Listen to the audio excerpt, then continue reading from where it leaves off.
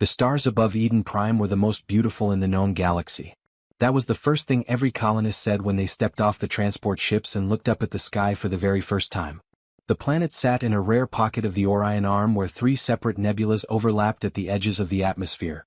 One violet, one deep amber, one soft electric blue, and at night, those colors bled together across the horizon like a painting made by something that had too much love and nowhere else to put it. Eden Prime was humanity's greatest achievement outside of Earth itself. It had taken 42 years to terraform. 42 years of automated atmospheric processors churning day and night, converting the raw chemical soup of a barren rock into something breathable, something livable, something that smelled like rain and pine trees and fresh soil after a storm. 42 years of orbital platforms seeding the clouds with water molecules, of deep-bore machines cracking the crust open and pulling up the minerals that would feed the soil, of genetic engineers releasing carefully calibrated microbe colonies into the dirt to make it rich and dark and alive. 42 years. And then people came. The first wave was 12,000 colonists, mostly scientists and engineers and agricultural specialists.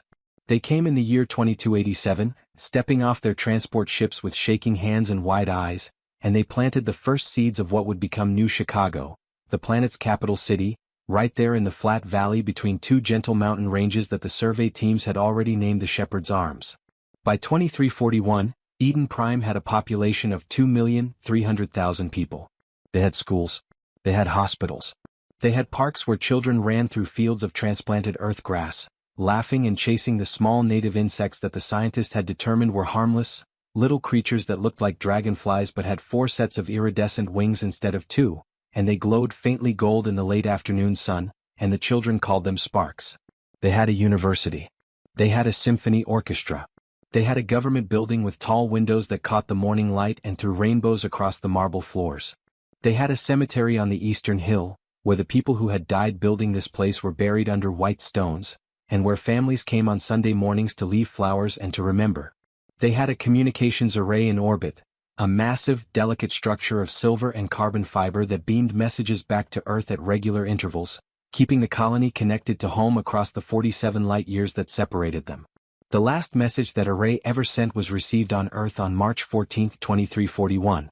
It was a routine status update. Population census numbers. Agricultural yield reports. A request for an updated medical supply shipment. A note from the university's astronomy department about a new observation they had made regarding a pulsar in the nearby star cluster. And could they please get a peer review from the team at the University of Mumbai? Standard. Ordinary. Completely unremarkable. That was the last anyone on Earth ever heard from Eden Prime. When the silence started, nobody panicked right away. Communication delays happened. Arrays went offline for maintenance. Relay stations sometimes experienced technical failures that could take weeks to diagnose and repair across the vast distances of space. The galaxy was not a quiet or cooperative place, and the infrastructure that held human civilization together across its scattered colonies was always fragile at the edges. So Earth waited. The United Earth Space Command (USC) noted the silence in their logs on day 3 and filed a routine inquiry. Technicians checked the relay stations along the corridor between Earth and Eden Prime. They found nothing wrong. The stations were operational. The problem, whatever it was on the Eden Prime end. On day 7, USC dispatched a scout ship. Not a warship, just a small, fast courier vessel called the Meridian, crewed by 11 people, equipped with high-resolution long-range sensors and a communications specialist whose job was to figure out what had gone wrong with the array and get it back online. The Meridian was given an estimated travel time of 19 days. On day 26, when the Meridian had not reported in and had not arrived back at Earth, USC elevated the situation to priority amber. They dispatched 3 more ships, 2 scout vessels and 1 light frigate for escort, and they notified the Colonial Affairs Office, who notified the Secretary General, who notified the Security Council. The Security Council met on April 10, 2341. They sat around the long oval table in the council chamber in Geneva and they looked at each other, and nobody said what they were all thinking because saying it out loud felt like making it real, and none of them wanted it to be real. But it was already real. It had been real for almost a month. They just didn't know it yet. Commander Rachel Torres was the senior officer aboard the UES Sentinel, one of the 3 ships dispatched on day 26. She was 41 years old, 16 years in the service, with a face that looked like it had made peace with a lot of difficult things and had the quiet steadiness of someone who had learned that panic was a luxury you couldn't afford when other people's lives depended on your decisions. She had been to Eden Prime once before, 6 years ago, as part of a diplomatic escort for a colonial affairs delegation. She remembered the light. She remembered the way the valley around New Chicago looked from orbit, that lush, impossible green against the rust-red mountains, the silver threads of rivers catching the sunlight, the white geometry of the city spreading out like an opened hand in the center of all that beauty. She was thinking about that image when the Sentinel dropped out of faster-than-light travel at the edge of the Eden Prime system and her sensor officer, Lieutenant James Obie, went very, very quiet. Obie. Her voice was calm. It was always calm. Report. James Obie had been in the service for 4 years. He was 28 years old and he had a gift for reading sensor data the way some people had a gift for reading music. Intuitively, fast, accurately, as if the numbers and graphs spoke directly to some part of his brain that was wired differently from everyone else's. He was good at his job. He stared at his console for 6 full seconds before he spoke. Commander. Pause. I'm reading debris. Across the entire orbital plane. Metal, carbon compounds, crystallized atmospheric gases. Another pause longer. I'm also reading thermal decay signatures across the planet's surface. Widespread. Consistent with high-energy weapons discharge. The bridge went silent. Rachel Torres kept her hands flat on the arms of her command chair and kept her breathing even and said very quietly, "How widespread?" "The entire planetary surface, Commander." James Obie's voice had dropped to something barely above a whisper. "The thermal signatures are everywhere. I'm not reading any active communications from the surface. I'm not reading any power signatures from the city grids. I'm not reading any..." He stopped. Swallowed. "I'm not reading any biological signs consistent with human activity." Rachel closed her eyes for exactly 2 seconds. Then she opened them and said, "Get me a visual on New Chicago." The main screen at the front of the bridge shifted from the star map to a live feed from the Sentinel's optical sensors, enhanced and sharpened by the ship's imaging processors. It took a moment to resolve. And then it did. New Chicago was gone. Not damaged. Not partially destroyed. Gone. The valley between the Shepherd's Arms was a flat, scorched plain of fused glass and ash, stretching for hundreds of kilometers in every direction. The mountain ranges that had once framed the city like cupped hands were cracked and blackened, their peaks sheared off, their slopes covered in the residue of energy so vast they had melted rock to liquid and then cooled it in seconds. The rivers were gone. The fields were gone. The university, the hospitals, the schools, the government building with its rainbow floors, gone, gone, gone, all gone. The cemetery on the eastern hill, the one with the white stones and the Sunday morning flowers, was a smooth plain of dark glass. 2,300,000 people. Gone. "Oh God," someone on the bridge said. Rachel didn't look to see who.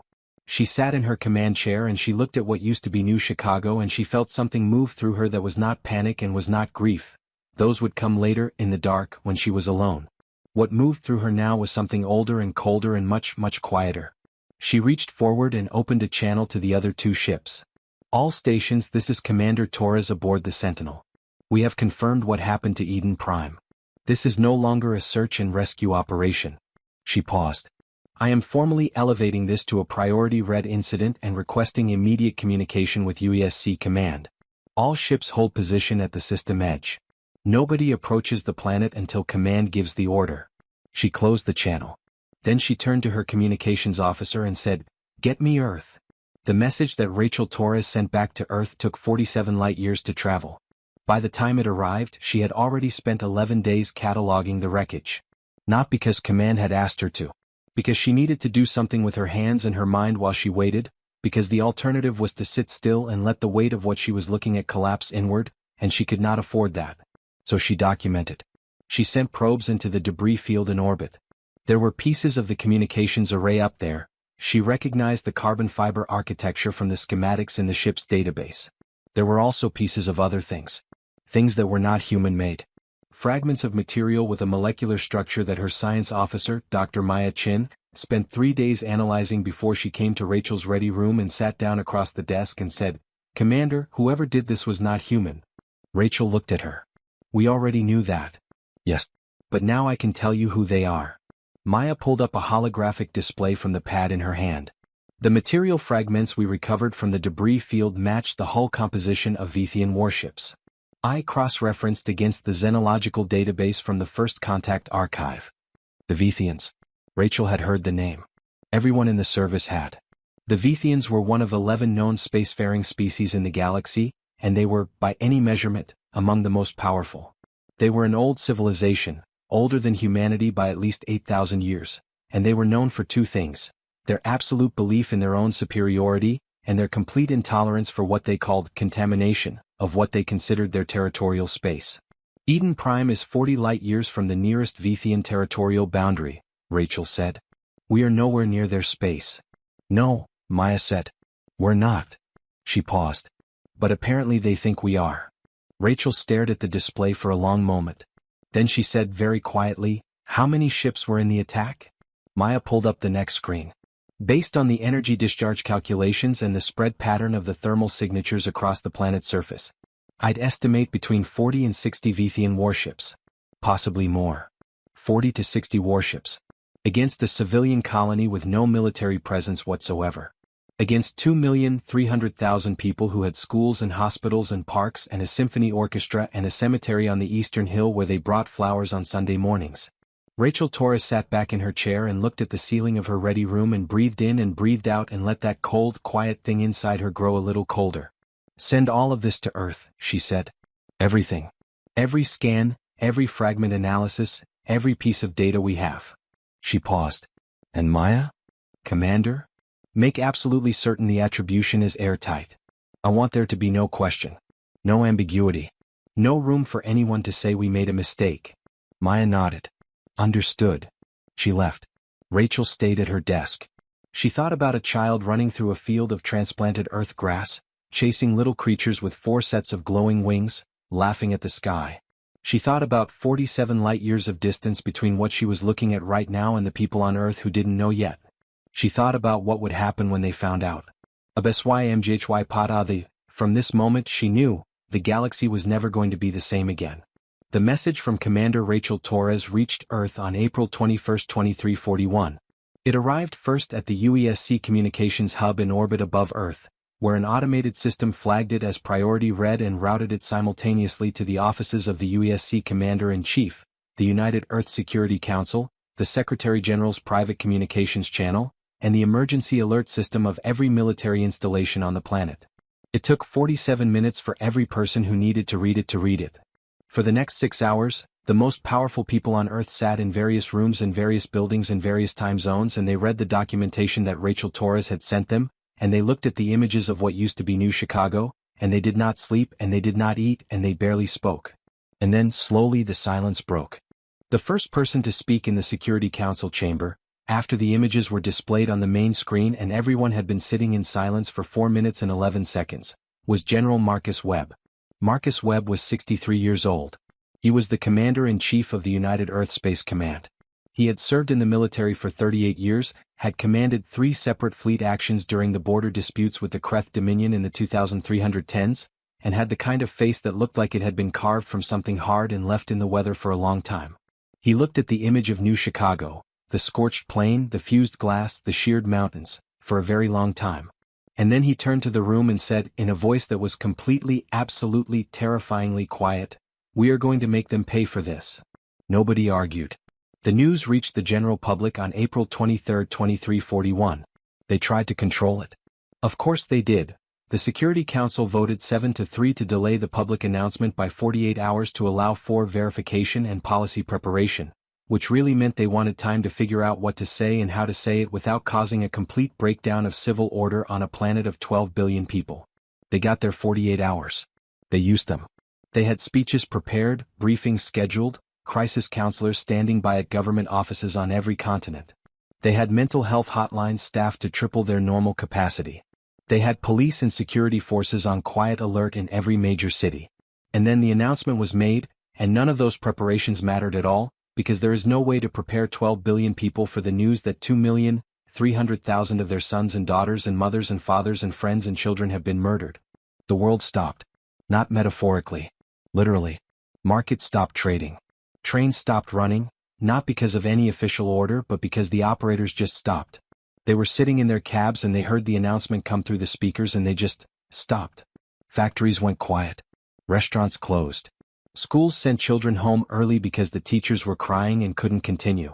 In New York City, a spontaneous gathering formed in Central Park that within 6 hours had grown to 300,000 people, standing together in the April cold, not chanting or protesting, just standing together because nobody wanted to be alone with this.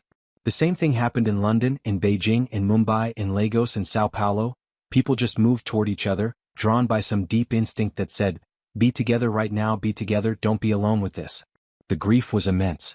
But underneath the grief, from the very beginning, there was something else. Something harder.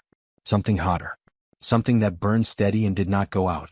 Captain Daniel Hayes was sitting in a bar in Sydney, Australia, when the announcement came through. He was 37 years old, a fighter pilot in the Earth Defense Fleet, currently on leave after completing a 6-month patrol rotation along the outer colony corridor. He had a glass of something amber in his hand and a friend named Pete across the table, and they were having the kind of easy, pointless conversation that you can only have when you're genuinely relaxed and genuinely happy and genuinely not thinking about anything important. The bar had a screen on the wall. The screen showed a news anchor whose face had gone the color of old paper. Daniel set down his glass. Pete stopped talking mid-sentence. They watched. When it was over, Daniel sat very still for a moment. Then he put some money on the table, more than the bill, didn't bother counting it, and stood up. Danny, Pete said. Hey, where are you going? Back to base, Daniel said. You're on leave for another 2 weeks. Not anymore. He paused at the door. They're going to call it.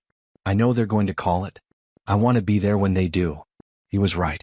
The recall order came through at 0300 the next morning, sent simultaneously to every active duty member of the United Earth Space Command, every reservist, every retired officer below the age of 65, and every military contractor with active clearance. Report immediately to your assigned posting. Daniel Hayes reported at 0247 13 minutes before the order arrived, because he had gone back to the base and sat in the briefing room and waited because he knew. The mobilization that followed was unlike anything in human history.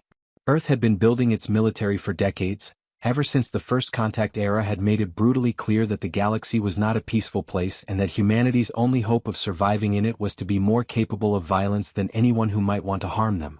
Not more aggressive, the Security Council had very strict policies about that, but more capable. Ready.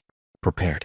The Earth Defense Fleet, at the time of the Eden Prime massacre, consisted of approximately 470,000 warships of various classes, from the massive dreadnoughts that served as fleet flagships all the way down to the nimble, fast strike craft that could move in groups of 100 and hit targets with devastating precision before any enemy could respond. 470,000 ships. It was the largest military force any human civilization had ever assembled. It had seemed like enough. 4 border patrols for colony defense, for deterrence against the various alien powers that watched humanity's expansion with varying degrees of suspicion and hostility. It had seemed like enough. It was not going to be enough for what Marcus Webb and the Security Council had in mind. On April 25, 2341, 2 days after the public announcement, the Security Council voted unanimously to invoke emergency war powers. This gave the military the authority to immediately begin emergency production of warships at every shipyard and manufacturing facility capable of producing them, to conscript industrial capacity from the private sector, to pull raw materials from every available source, and to do all of this without the normal legislative approval processes that would have taken months or years. They had 18 months. That was General Webb's timeline. 18 months to produce enough additional warships to bring the Earth Defense Fleet to a strength that would make what they were planning not just possible but absolute. Not just a retaliation. An answer so complete, so overwhelming, so utterly beyond anything the Vethians had experienced or expected, that it would be the last conversation they ever had about the subject. He wanted 700,000 warships. The engineers told him it was impossible. He told them to do it anyway. The shipyards worked around the clock. They had always been busy. The peaceful expansion of human civilization across dozens of colony worlds required a constant stream of transport ships, supply vessels, science platforms, communication arrays, and yes, military craft for patrol and escort duty. The shipyards of Earth orbit, of Luna, of Mars, of the asteroid belt processing stations had always been humming with activity. But this was different. This was every available human being working every available hour with every available resource directed toward a single purpose. The great orbital platforms above Earth, platforms that stretched for hundreds of kilometers, their frameworks studded with construction bays and robotic assembly systems and the sparkling lights of welders working in vacuum, began producing warships at a rate that made the previous records look casual. New construction bays were added. New platforms were assembled. Automated mining operations in the asteroid belt were redirected entirely to feeding raw material to the shipyards, and the great cargo haulers ran in continuous loops, never stopping, always moving, always carrying. On Earth's surface, manufacturing plants that had been making agricultural equipment were retooled for weapons systems. Research facilities that had been studying xenobiology shifted their focus to weapons research. Universities opened accelerated engineering programs specifically to train the technicians and operators and pilots who would be needed. Everyone understood what was happening. And everyone, almost everyone, wanted to help. The volunteer lists for military service opened on April 27. By the end of the first day, 4 million people had signed up. By the end of the first week, it was 31 million. The processing centers were overwhelmed. They had to build temporary facilities hastily assembled in the parking lots and sports fields of every major city, just to handle the sheer volume of people who showed up, who stood in lines that stretched for blocks, who waited for hours in the rain and heat and cold, to put their names on the list. They were young and old. They were mechanics and teachers and farmers and students. They were people who had never held a weapon in their lives and people who had dedicated their entire adult years to military service. They were people who had lost someone on Eden Prime, a cousin, a childhood friend, a former colleague, and people who had never had any connection to the colony at all, who were there simply because 2,300,000 people had been murdered and something inside them said, "This cannot stand." In the offices of the Security Council, the diplomatic channels were burning hot. The Vethians had said nothing. That was the most extraordinary thing in its way. The attack on Eden Prime had not been accompanied by any communication. No declaration of war, no territorial claim, no demand, no explanation. The Vethians had sent their ships, destroyed a human colony and then simply returned to their space. As if they had done something entirely unremarkable. As if they had stepped on an insect. Earth's ambassadors to the various alien powers in the galaxy were working frantically to understand what had happened, to gather information, to figure out the Vethian motivation. What they found was deeply unsettling. The Vethian hegemony, as their civilization was formally known, operated under a worldview that was, to human understanding, essentially incomprehensible in its arrogance. They believed, with absolute conviction, that they were the apex species of the galaxy.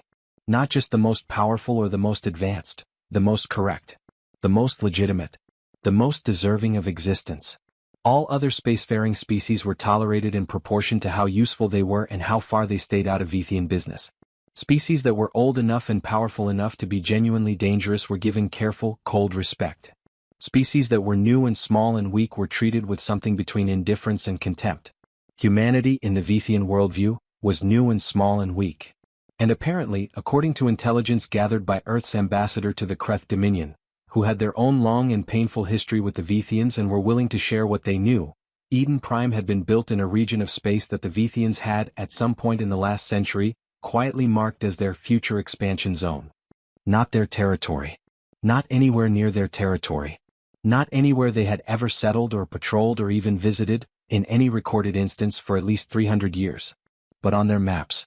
In their planning documents. A circle drawn around a section of the Orion Arm, including the Eden Prime system, that said, in effect, "This is ours eventually." And when human colonists had moved in and built a thriving civilization there, the Vethians had apparently decided, without telling anyone, without any warning, that this was an act of territorial aggression requiring military response. So they had sent 60 warships. And they had erased a world. And they had said nothing. Because in their view you did not explain yourself to insects. Earth's ambassador to the Vethian hegemony was a woman named Dr. Sarah Okafor. She had spent 20 years studying the Vethians. She spoke their primary language with enough fluency to conduct technical negotiations. She understood their culture in the way that only a person who has devoted their life to understanding something can understand it, not just the surface forms and protocols, but the deep logic underneath, the values and assumptions that made their behavior make sense to them even when it was incomprehensible to everyone else. She requested an urgent audience with the Vethian High Council. She was kept waiting for 9 days. When they finally agreed to receive her, she was brought into a chamber that was designed, she knew, specifically to communicate the Vethians' contempt for the species they were dealing with. The ceiling was low, uncomfortably low for a human because the Vethians were taller and to them it felt normal, but the architects had subtly adjusted the proportions to make the human ambassador feel small. The chair she was given was slightly the wrong height. The lighting was tuned to a spectrum that was optimal for Vithian visual processing and slightly uncomfortable for human eyes. All of these were deliberate choices. Sarah Okafor noticed all of them, and she sat in the chair and she kept her face perfectly composed, and she waited for the High Council to address her. When they did, the lead counselor spoke to her in his own language, not the trade language that both species were capable of using, and one of his aides offered a translation. This was another deliberate choice. Another small assertion of hierarchy. The translation when it came was, "Speak." Sarah Okafor spoke. She spoke for 11 minutes in formal, precise Vithian, not the trade language, his language, the one he had used to try to establish hierarchy, laying out Earth's position. The Eden Prime colony. The population. The timeline of the attack. The evidence attributing the attack to Vithian military forces. The complete absence of any prior communication or diplomatic warning. The violation of recognized interstellar law regarding civilian populations. She spoke calmly. She did not beg. She did not threaten. She presented facts. When she was finished, the lead counselor was quiet for a moment. Then he said in his own language without looking at her, "The matter is closed. The contamination has been removed. This audience is ended." Sarah Okafor sat in her chair and looked at him. She thought about the 12 billion people on Earth who were right now building warships. She thought about Marcus Webb and his 18-month timeline. She thought about Daniel Hayes and the 31 million volunteers. She thought about Commander Rachel Torres sitting in her ship above a plane of fused glass. She thought about all of that. And then she said in perfectly clear Vithian without raising her voice, "I understand your position. I want you to understand mine. Humanity does not forget. And humanity does not stop." She stood up. She walked out. Behind her in the chamber the High Council said nothing. They did not believe her. Caro, that was their first and most fatal mistake. Part 3, Warriors Made from Grief. Lieutenant Commander James Obi got his promotion 6 weeks after returning from Eden Prime. He did not feel good about it. The promotion came with a new posting. He was transferred from the Sentinel to the UES Resolute, a brand new Horizon-class heavy cruiser that had just come off the construction docks at Lunar Shipyard 7. The Resolute was 3 times the size of the Sentinel with a crew of 412, a weapons payload that could have cracked a moon, and sensor systems so advanced that they could resolve individual structures on a planetary surface from a distance of 2 light-years. It was, by any objective measure, an extraordinary ship. James Obi walked its corridors and ran his hand along its walls and thought about New Chicago. He thought about the children who had chased sparks through fields of grass.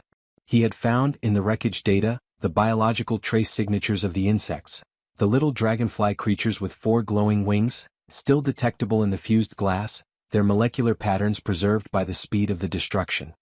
He had found them and he had logged them and he had not told anyone about it because he wasn't sure he could describe them without losing his composure, and he needed his composure for what was coming. He had requested, when the transfer offer came through, that he be assigned to the Retribution fleet, the fleet that was being assembled for the operation that everyone was calling, without any official designation, simply the answer. His request was granted without comment. The answer was the most ambitious military operation in human history. General Marcus Webb had conceived it in its broad outlines on the night he first read Rachel Torres's report, sitting in his office in the early hours of April 22, the city of Geneva quiet and dark outside his window, the images of Eden Prime open on his screen. He had spent 6 weeks refining it, working with his admirals and strategists and intelligence officers and logistical planners, running models and simulations and scenario analyses until he had something that was not just emotionally satisfying but tactically coherent. The core concept was simple. The Vithian hegemony maintained military power through a network of 17 fortified strongholds distributed across their territorial space. Massive installations, each capable of housing thousands of warships, each linked to the others by a rapid response relay system that allowed them to reinforce any point under attack within a matter of hours. It was a brilliant defensive architecture. It had kept the Vithians safe from every challenger for 800 years. It had one weakness. The relay system required 17 relay stations, 1 per stronghold, plus a central coordination hub located in the Vithian home system. If you destroyed the relay stations faster than the Vithians could respond to the attacks, the strongholds became isolated, cut off from each other, unable to coordinate. Each one powerful, yes, but powerful only against whatever fleet you sent against it, with no ability to call for help. You would need 17 attack fleets striking simultaneously, plus a separate force to neutralize the central hub. Each attack fleet would need to be large enough to overwhelm a Vythian stronghold even without facing reinforcement, which meant, given what the intelligence services knew about Vythian military strength, each fleet would need to consist of approximately 40,000 warships. 17 fleets of 40,000 ships was 680,000 ships. Plus a central fleet for the home system hub, another 20,000. 700,000 warships. Webb had not picked the number randomly. He had reverse-engineered it from the operational requirement and arrived at a force size that was, by his calculations, not just adequate but overwhelming. Not just overwhelming but absolute. He was not planning to give the Vythians a chance to fight back effectively. He was planning to end the fight before it started. The months passed. The shipyards worked. The volunteers trained. The weapons research teams produced new systems, faster and more powerful than anything that had existed before, and the manufacturing plants produced them by the millions, and the supply chains carried them to the ships, and the ships grew more capable every week. And the names were read. This had begun spontaneously in the first week after the announcement. Someone in New Chicago's sister city in Australia, a small community of Eden Prime emigrants who had returned to Earth for medical treatment or family reasons and had thus survived, had stood up in a public square and started reading names aloud from a list they had compiled from the colonial records. 2,300,000 names. The reading had been taken up. Volunteer teams organized themselves around the planet, working in shifts, reading names continuously around the clock. At the rate they were going, it would take approximately 14 months to read all 2,300,000 names. They didn't stop. In the shipyards, workers listened to the broadcast. In the training facilities, soldiers listened during breaks. In the briefing rooms and command centers and pilot quarters of ships being readied for the mission, people listened. Every name was a person. Every person had a life. Every life had been ended without warning, without reason, without mercy. The reading continued. And with every name read, something in the people who heard it was forged a little harder. General Webb held his first full admiral's briefing on the operational plan on October 3, 2341, 6 months after the Eden Prime massacre. There were 23 admirals in the room. They were the best military minds that humanity had produced. They had studied warfare their entire professional lives. They had commanded fleets in the disputed zones, had negotiated territorial agreements with alien powers, had run the math on every major military scenario in the known galaxy hundreds of times. When Webb presented the full plan, the simultaneous strike at all 17 strongholds, the destruction of the relay system, the coordinated attack on the central hub, they did not immediately agree. Not because they objected to the goal. They did not. Every person in that room would have described the response in stronger terms than Webb did, if they had been asked privately. They objected because they were good at their jobs, and good people who are good at their jobs ask hard questions before they commit to something irreversible. Our intelligence on Vythian stronghold strength is 8 years old, said Admiral Patricia Chin, the fleet's chief of strategic intelligence. We don't know what they've built in 8 years. Our models account for a 30% capability increase, Webb said. Even with that margin, the force ratios hold. The simultaneous strike requires all 17 fleets to arrive within the same 6-minute window, said Admiral James Kowalski, the fleet's chief of operations. That is a coordination problem of extraordinary complexity. Which is why we have 14 months to train and rehearse it, Webb said. We will run the simulation until it is reflex. Until every fleet commander can execute it in their sleep. What about the civilian populations? Said Admiral Dr. Yara Santos, the fleet's judge advocate general. She said it quietly but clearly. The Vythian strongholds are military installations, but they're in systems that have civilian habitation. We cannot. We will not touch civilians, Webb said. The quiet in his voice was absolute. Our targets are military installations, military ships, military command infrastructure. Any commander who engages civilian targets will be court-martialed. I want that in writing in every operational order. I want it briefed to every ship captain before we leave. We are not what they are. He paused. We are not what they are. But we will make them feel what they did. Silence in the room. Then Admiral Chin said, when is the deployment date? October 14, 2342, Webb said. 18 months from the date of the massacre. That gives us 12 months from today. Yes. Another pause. It can be done, Kowalski said, slowly, like a man working through a calculation and arriving at an answer he didn't expect. It will be the hardest thing any of us has ever attempted. But it can be done. One by one around the table the other admirals nodded. Daniel Hayes was assigned to the 44th Strike Wing, one of the fighter units that would be embedded in the fleet attacking Vythian Stronghold 9. He had, in the 6 months since April, become a different person. Not visibly, he still looked like Daniel Hayes, still had the same face and the same way of standing and the same habits that his squadmates had known for years. But there was something behind his eyes that had not been there before. Something settled and cold and completely purposeful. He threw himself into the additional training with an intensity that worried some of his colleagues and made others quietly match it. He flew simulations until the scenarios were so familiar he could run them in his head. He studied Vythian tactical doctrine. The translated intelligence reports were dense and technical and hard-going, but he read them all twice, making notes in the margins, looking for patterns, looking for the places where the Vythian approach to combat had weaknesses that a smart pilot could exploit. He found several. The Vythians were supremely confident in their technology, understandably since it was excellent, but that confidence made them somewhat inflexible. They had doctrine for dealing with smaller forces, doctrine for dealing with equivalent forces, doctrine for dealing with larger forces. What they did not have doctrine for, as far as Daniel could tell from the intelligence reports, was dealing with forces so overwhelmingly large that the tactical calculus simply ceased to apply. They had never had to think about that in 800 years. They were going to have to think about it now. He wrote up his analysis and submitted it through the chain of command, expecting it to disappear into some staff officer's inbox and never be heard of again. 3 weeks later, he was summoned to a meeting with his wing commander, who had forwarded his analysis up the chain, and the analysis had ended up on Admiral Chen's desk, and Admiral Chen had read it and agreed with its core conclusions and wanted to meet the pilot who had written it. Daniel Hayes, fighter pilot, 20-month post-Eden Prime version, sat across a table from Patricia Chen, Admiral, and talked for 2 hours about Vythian tactical psychology and how to exploit it.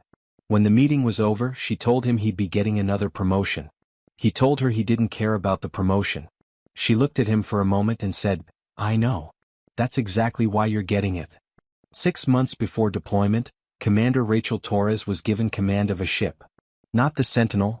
The Sentinel had been redesigned, upgraded, reclassified. The ship she was given was the UES Memory of Eden, a Redemption-class heavy battleship, the largest class of warship humanity had ever built. It was 1.4 kilometers long. It carried a crew of 2,108 people. Its weapon systems included 12 primary mass driver cannons capable of accelerating projectiles to a meaningful fraction of the speed of light, 48 secondary energy weapon emplacements, and a missile complement that could, in theory, maintain continuous fire against multiple targets for 72 hours. It was the most powerful ship Rachel Torres had ever set foot on. She walked its decks for the first time on a Tuesday morning in April 2342, exactly 1 year after the Eden Prime massacre, and she thought about the planet it was named after and the people who had lived there and the 11 days she had spent above the scorched plain cataloging what was left. She thought about the cemetery on the eastern hill. She thought, "I will carry you with me." Commander Torres? Her new executive officer, Lieutenant Commander Aisha Patel, appeared at her shoulder, young, sharp, clearly brilliant, clearly nervous about making a good first impression. "Your ready room is prepared. The department heads are assembled for the initial briefing whenever you're ready." Rachel looked around the bridge one more time.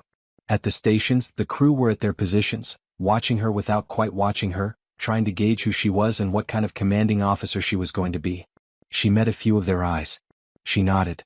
"Let's get to work," she said. The Vythian High Council did not believe humanity would actually do it. This was, in retrospect, their second fatal mistake. But it was understandable in its way. From where they sat, 8,000 years of dominance, a civilization so old and so powerful that it had genuinely never faced an existential challenge, the idea that a species barely 300 years into space travel could pose any meaningful threat was simply not a framework they could comfortably inhabit. They had intelligence services. They knew about the shipbuilding surge. They received reports about the volunteer numbers, the weapon development programs, the training exercises. Their ambassadors attended diplomatic functions and noted the cold, flat expressions on the human faces, the absence of any willingness to negotiate, the way humans had stopped talking about the incident as a grievance and started talking about it, when they talked about it at all in diplomatic contexts, as a pending resolution. The High Council discussed it. They made some preparation. They reinforced a few of the closer strongholds. They reviewed their defensive postures. They ran their own simulations.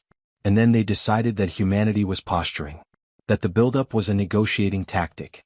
That at some point, when the humans had spent enough of their industrial capacity and demonstrated enough of their military commitment, they would come back to the table with demands, reparations perhaps, or territorial guarantees, or some form of formal recognition, and the hegemony would negotiate from a position of overwhelming strength and give as little as possible, and the matter would be closed.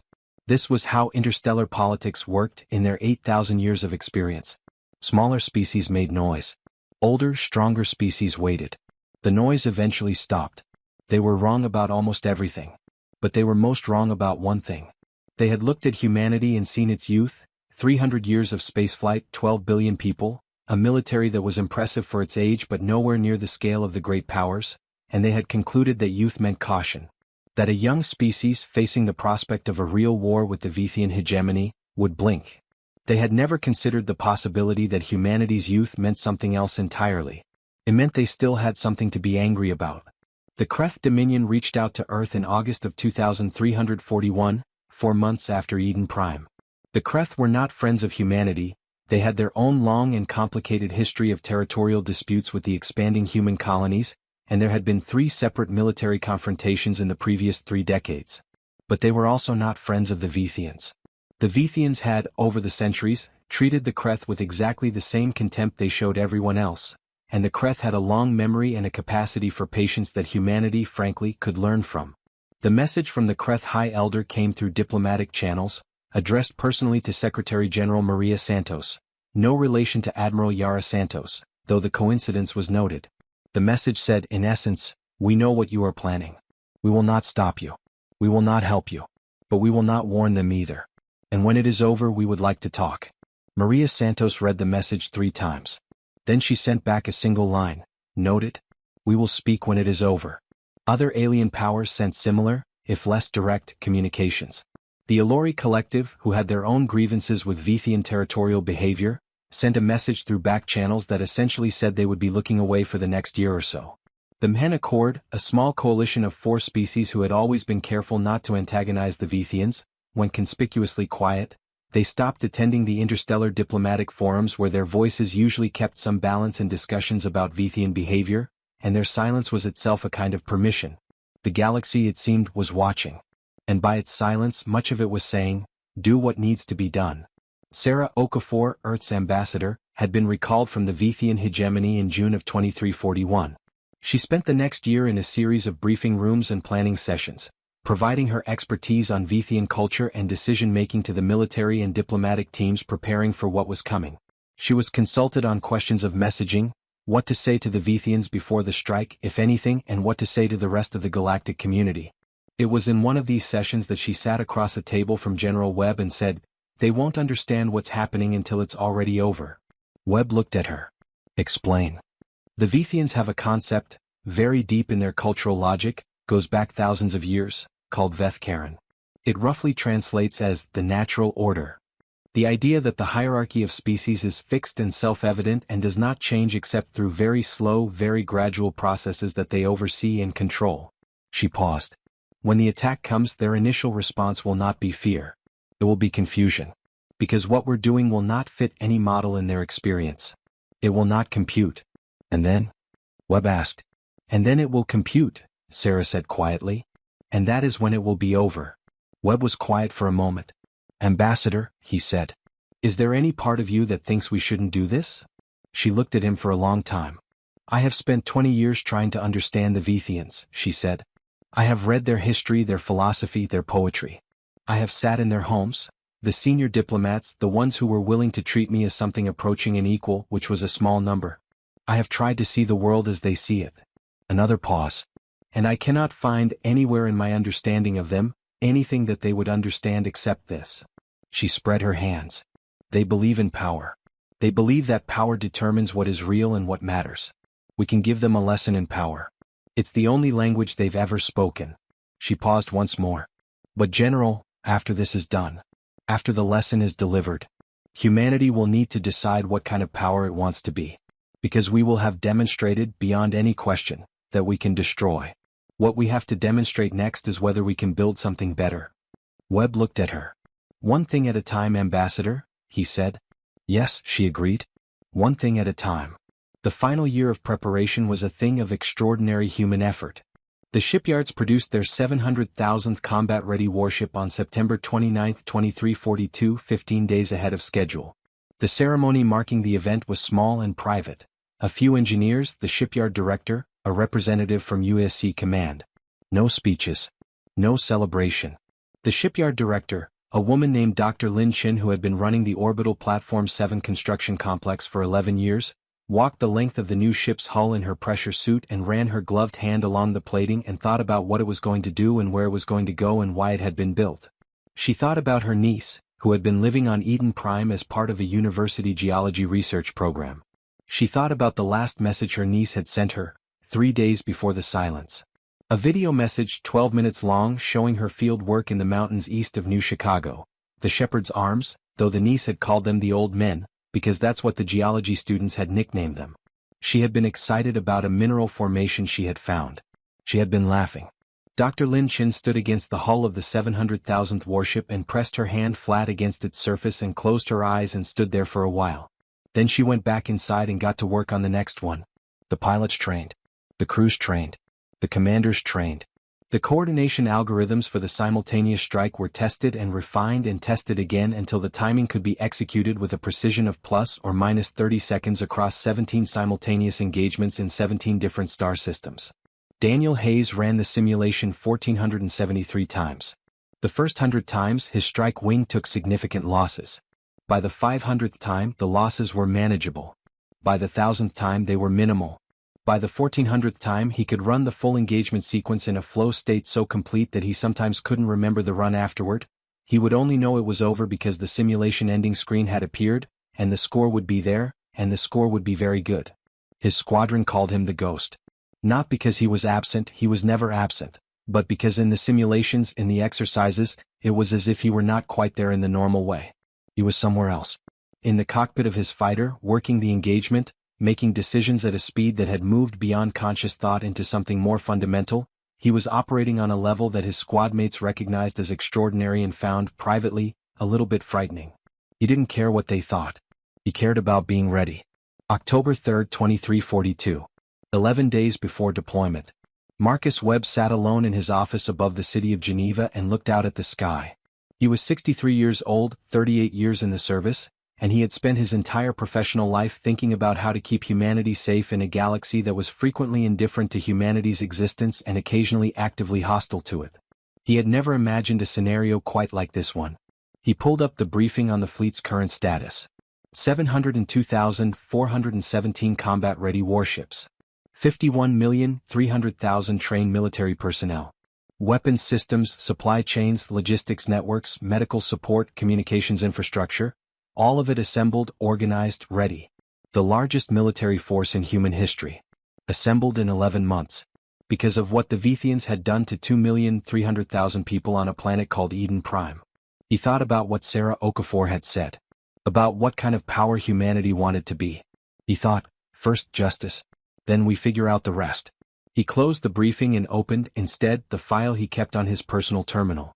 The one that contained the names. He didn't read them all. There were too many and there would never be enough time to read them all, that was the point and the weight of it. But he read some of them every night before he went to sleep. A different set every time. So that he would go into whatever came next carrying specific people, specific lives, not just a number. Tonight he read 83 names. He said them aloud, quietly to the empty office. Then he turned off the light and went to prepare for the end of an old world and the beginning of whatever came after. October 14, 2342. It began before dawn on Earth, in the time zone that happened to be synchronized with the coordinated departure window that the fleet planners had selected 18 months ago and had kept synchronized through every subsequent revision of the plan. The fleet had been assembling for 6 weeks. Not near Earth. The logistics of staging 700,000 warships near a single inhabited planet were impossible, and the risk of the assembly being observed by Vithian intelligence was unacceptable. Instead, the fleet had assembled at 17 separate staging areas distributed across human-controlled space, each staging area in a quiet system far from any inhabited world, shielded behind sensor-jamming platforms that had been deployed months earlier. The 17 attack fleets and the central hub fleet sat in their staging areas like held breath. At 0347 Earth Standard Time, the authorization codes went out from USC Command. They were received simultaneously by all 18 fleet commanders, confirmed, authenticated. At 0348 Earth Standard Time, 702,417 warships entered faster-than-light travel. They were heading to 17 different systems and one home system in Vythian space. They had 6 hours of travel time. In those 6 hours nothing was said. There was no music, no speeches, no ceremony. Ships moved through the strange compressed space of FTL travel in silence, their crews at their stations, their systems armed and ready, their commanders at their posts. On the memory of Eden, Rachel Torres sat in her command chair and looked at the FTL status display and watched the countdown.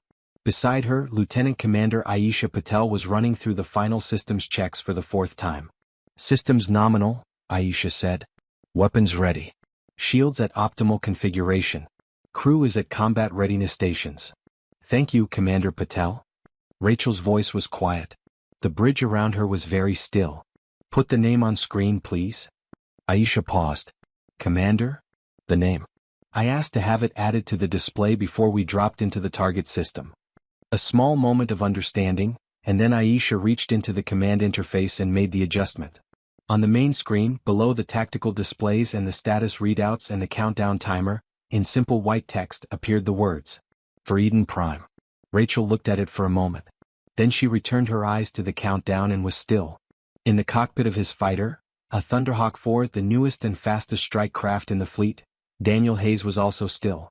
His wing was docked in the launch bays of the fleet carrier Unbroken Promise, one of the 6 carriers assigned to the strike fleet targeting Vythian Stronghold 9. When the fleet dropped out of FTL, the carriers would position themselves at distance and the strike wings would launch, their specific mission to suppress the Stronghold's fighter defense screens and destroy its command and control installations while the heavy ships went to work on the military hardware. He had run this sequence in his head 1,473 times. He ran it once more. In the quiet of the cockpit, in the strange suspension of FTL travel, with 5 hours and 42 minutes remaining on the countdown, he let himself do the thing he usually did not allow during operational preparation. He let himself think about it. Not the mission. Not the tactics. The other thing. The reason. He thought about the announcement. The bar in Sydney. Pete stopping mid-sentence.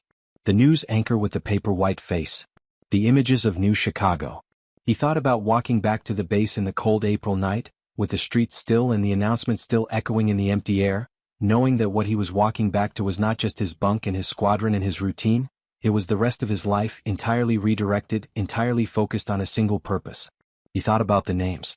He had listened to them in the background during training, during planning sessions, during the long nights when sleep wouldn't come and he sat in the dark in his quarters and the broadcast came softly through the small speaker on his table. He hadn't meant to memorize any of them. But some had stuck, the way things stick when you're paying attention without knowing you're paying attention. Margaret Osei. She had been 12 years old. Thomas and Clara Reyes. They had been on Eden Prime for their honeymoon, visiting Clara's family. Dr. James Park. He had been 91 years old and had been one of the original terraforming engineers who built the world 40 years ago and had never left. Lin Zhao. She had been 6. He stopped himself there. 5 hours and 38 minutes. He let his mind go quiet and waited. James Obi, on the bridge of the Resolute, was thinking about the biological trace signatures of the sparks. The little creatures with 4 glowing wings. The ones the children had chased through the grass. He had never been able to stop thinking about them. They had been, to him, the specific detail that the cameras couldn't quite capture, the thing that the scorched plains couldn't quite contain in their terrible finality. The sparks were so small and so specific and so completely outside the category of things that you thought about when you thought about military strikes or interstellar politics or territorial disputes or any of the enormous abstract machinery of conflict. They had just been alive. And then they hadn't. He thought, the children who chased you. I know some of their names. I've been listening to the names for 18 months. I know some of the children's names. He thought, I'm sorry it took this long. He was aware that this was irrational. He was aware that there was nothing he could have done faster, that the fleet they had assembled was the fastest possible response to what had happened, that 18 months was, by any historical standard, an extraordinarily compressed timeline for what they had done. He was aware of all of that. He still felt like it had taken too long. 4 hours and 51 minutes. General Marcus Webb was aboard the Fleet Command ship Humanity's Answer, not the most subtle name, but no one had objected, positioned at the center of the group attacking the Vythian central hub. He was not going to lead from behind. He had made that clear from the beginning. The command ship would be in the engagement zone, not at a safe distance watching on screens. His officers had protested. He had listened to their protests and then said, with polite finality, that he was going where the fleet was going. He stood at the central command station on the bridge and watched the countdown and thought about 38 years of military service and what it had all been building toward and whether any of it had prepared him for this. He had commanded fleet actions before. He had won them. He knew what combat felt like, the speed of it, the confusion. The cold thread of fear underneath the professionalism, the necessity of making decisions at a pace that was faster than careful thought could accommodate. He was ready. He was also, in some part of himself that he kept very private, terrified. Not of the Vethians. Not of losing. He had run the numbers enough times that he was as close to certain of the outcome as probability would allow. He was terrified of what came after. He thought, if we do this, when we do this, humanity will have done something that the galaxy has not seen in a very long time, if ever. A younger species, a newer species, a species that everyone has looked at and assessed as small and new and manageable, will have struck a blow so decisive, against a power so established, that the entire structure of who is powerful and who is not in this galaxy will shift. And after that, everything will be different. For humanity. In ways he could see and in ways he couldn't. He was committed to it. He had been committed to it from the moment he had read Rachel Torres's report. He was not wavering. But he let himself feel the weight of it for one more hour. Then the countdown hit 60 minutes and he straightened and he said, "All stations stand by." The Vethian Stronghold 9 was a marvel of engineering. It had been built 700 years ago and expanded and reinforced continuously since, until it had become one of the most heavily defended installations in the known galaxy. It occupied the third moon of a gas giant in a system called Veth Cora by its builders, and it extended across the moon's entire surface.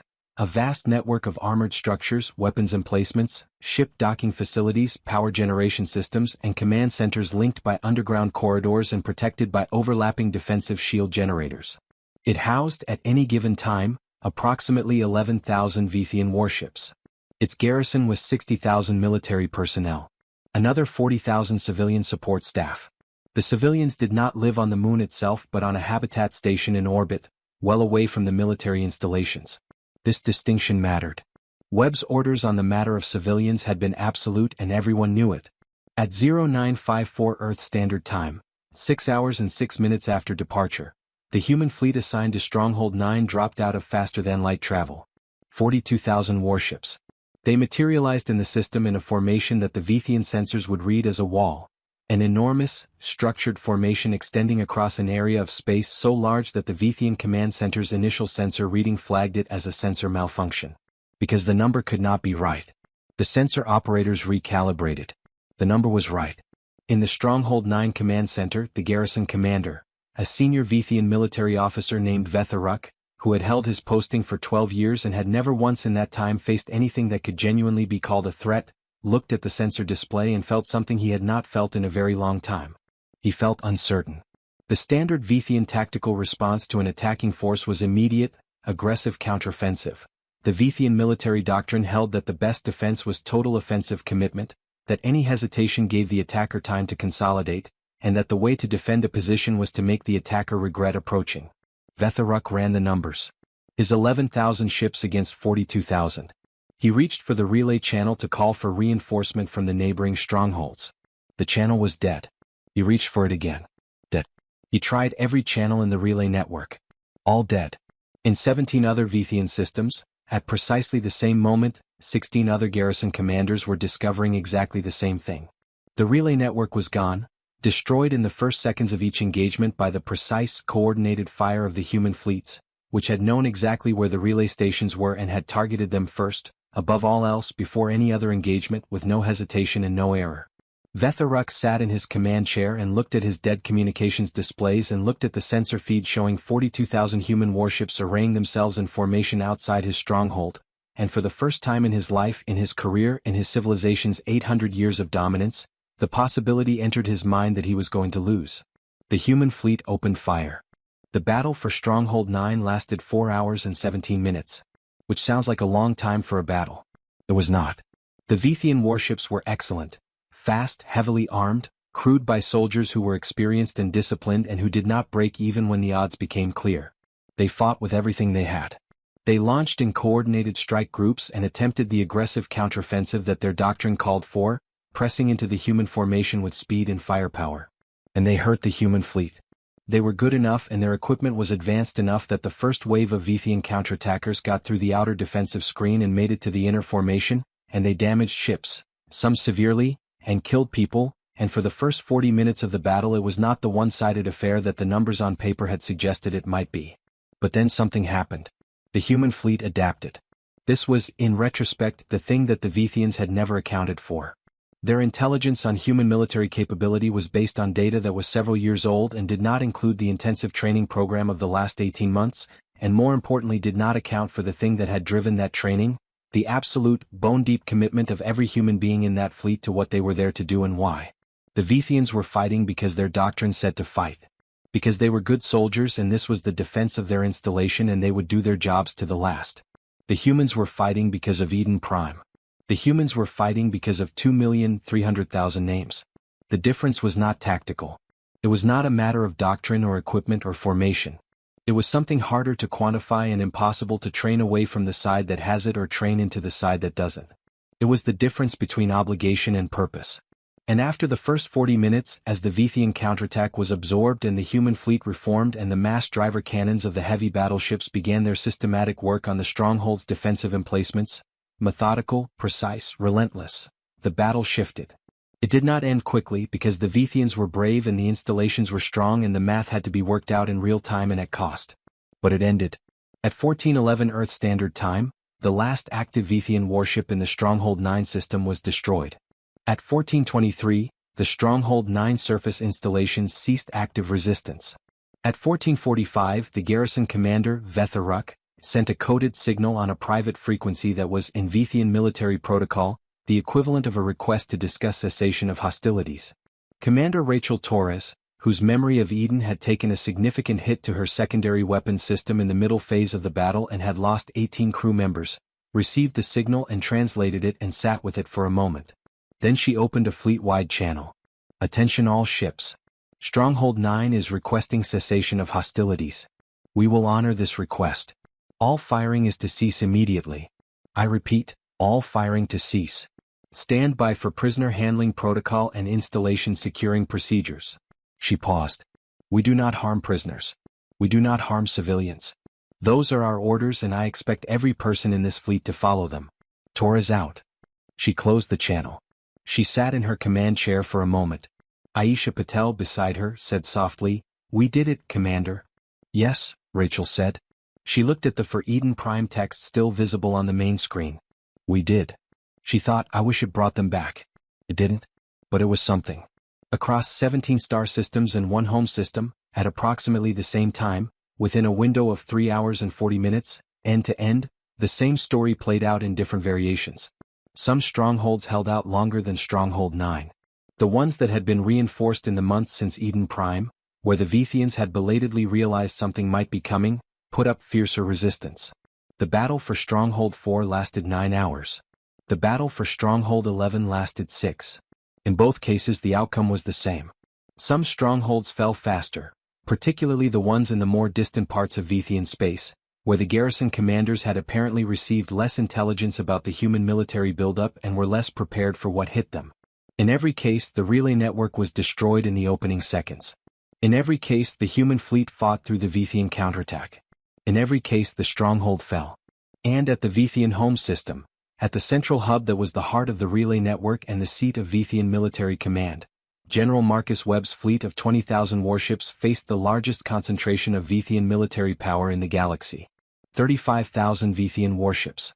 Including the Hegemony's flagship, a vessel so large and so heavily armed that its designation in Vythian was essentially untranslatable but meant something close to the rightness of things. The battle there was the hardest. It lasted 11 hours. In those 11 hours, humanity lost more ships and more people than in all the other 17 engagements combined. But it won. Webb's command ship took 3 direct hits during the battle. The third one, from a Vythian primary weapon, breached the bridge section and killed 7 of his bridge crew and wounded 14 more, including his flag captain. Webb himself was thrown from his command station by the impact, hit a console and broke 2 ribs. He got up. He found out from his medical officer that his ribs were broken as the battle was still underway, waved off the immediate treatment and returned to his station. His flag captain, Commander Eva Barros, who had taken a fragment hit to the shoulder and was in no better shape to be standing, found him there and stood beside him without a word, her own arm in a makeshift sling that someone had improvised from a first aid kit. They stood together and ran the battle. When it was over, Eva turned to him and said simply, "Sir." "Eva," he said. "They're requesting cessation of hostilities." He nodded. He thought about Sarah Okafor and her 20 years of expertise and her assessment that this was the only language the Vithians spoke. "Granted," he said. "Cessation of hostilities pending formal negotiations. All standing orders on prisoners and civilians remain in effect." He paused. "And Eva, get that shoulder looked at." She almost smiled. It was the most expression anyone on the bridge had shown in 11 hours. "Yes, sir," she said.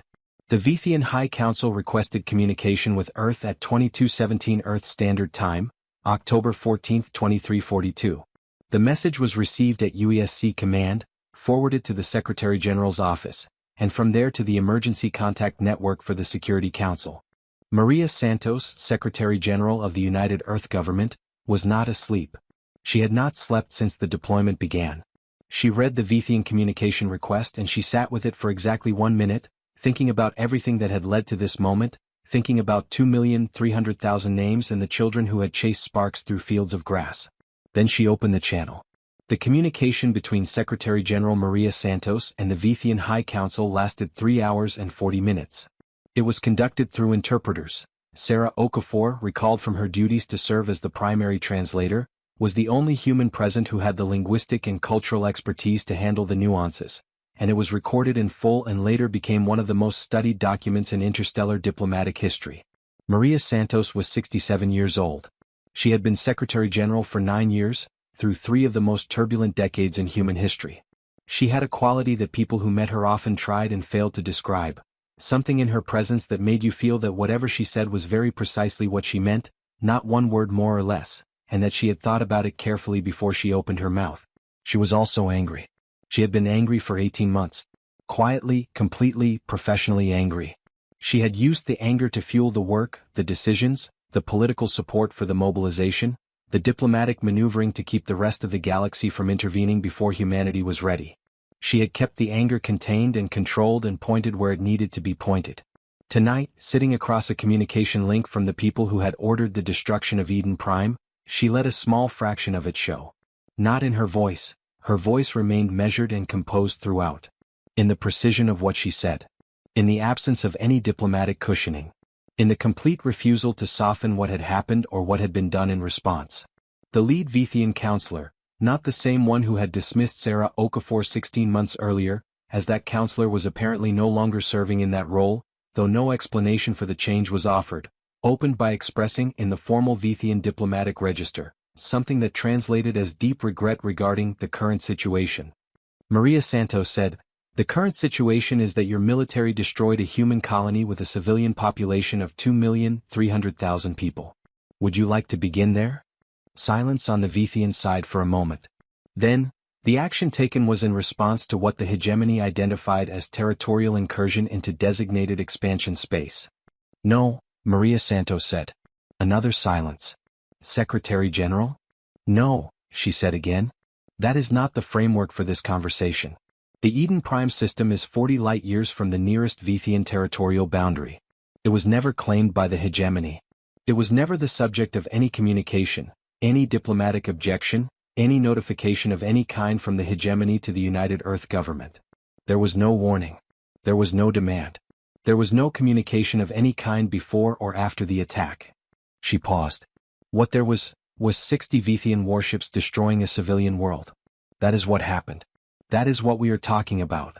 On the Vithian side there was a longer silence this time.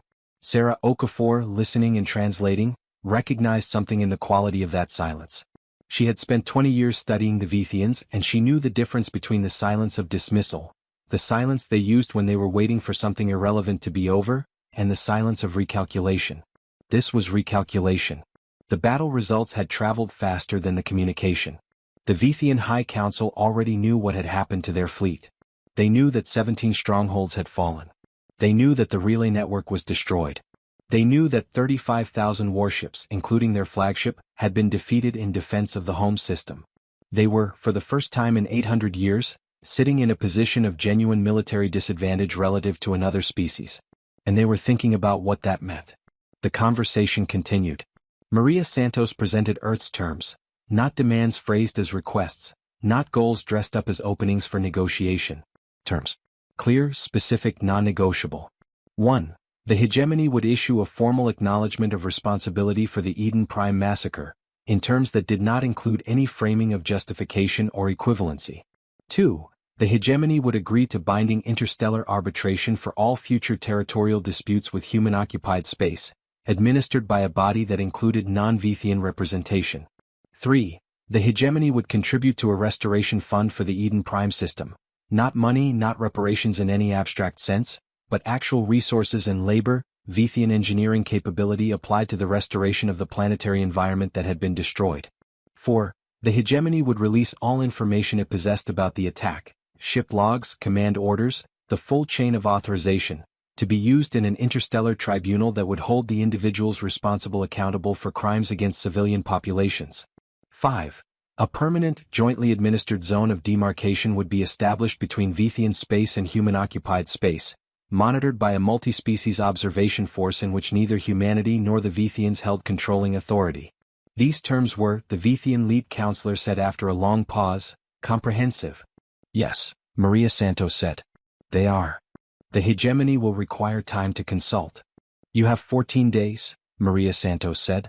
After 14 days, if the hegemony has not agreed to these terms, we will discuss what comes next.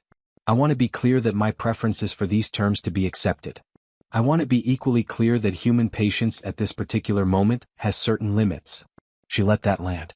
Then she said, more quietly, this does not have to be the end of civilization for your people. It does not have to be extinction or surrender. It has to be accountability. It has to be a world in which what happened to Eden Prime cannot happen again. I'm asking you to help build that world.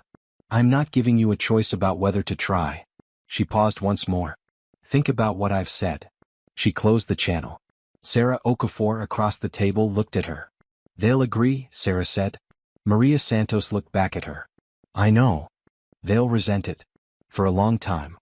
I know that too, Maria said. She was quiet for a moment. But resentment is manageable. An 8,000-year-old civilization that believes it has no consequences is not. She paused. We gave them consequences. Now we see what they do with them. Back in the fleet, the work of securing the Vethian strongholds was underway. This was, in some ways, the harder part. Fighting was simple. Not easy, never easy, but simple. You had an objective. You pursued it. The parameters were clear. Occupation and security of 17 massive military installations in alien space, while maintaining the protection of alien civilian populations and managing the care of tens of thousands of Vethian military prisoners, while also ensuring that your own fleet's damaged ships were repaired and your own wounded were treated and your own dead were accounted for. This was enormously complex. General Webb had planned for it.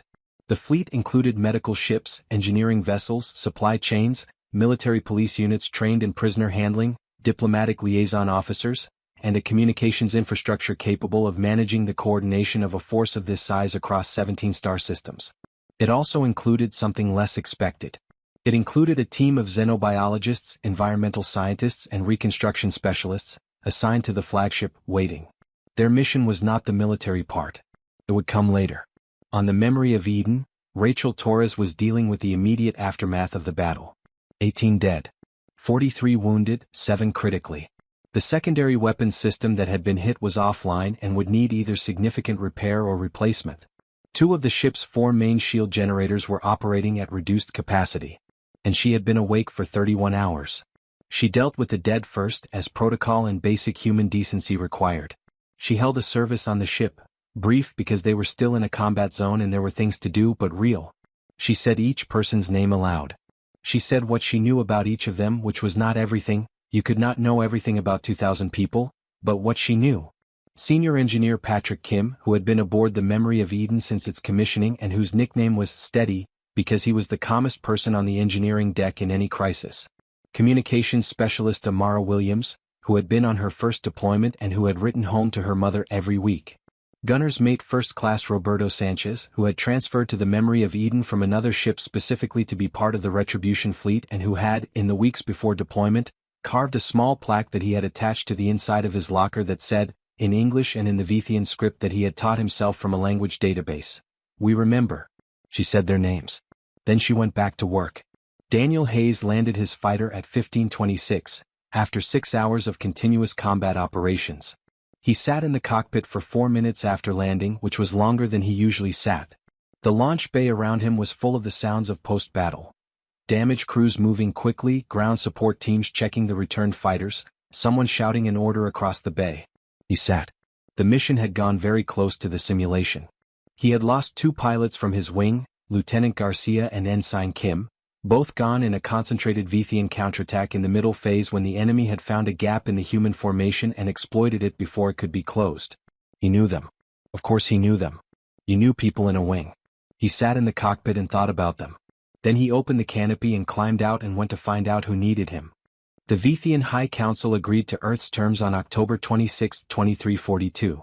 12 days, 2 days ahead of the deadline. The agreement was not a surrender document in the traditional sense. It was carefully worded to preserve certain forms of Vithian dignity, which Sarah Okafor had advised was not unnecessary sentiment but practical necessity.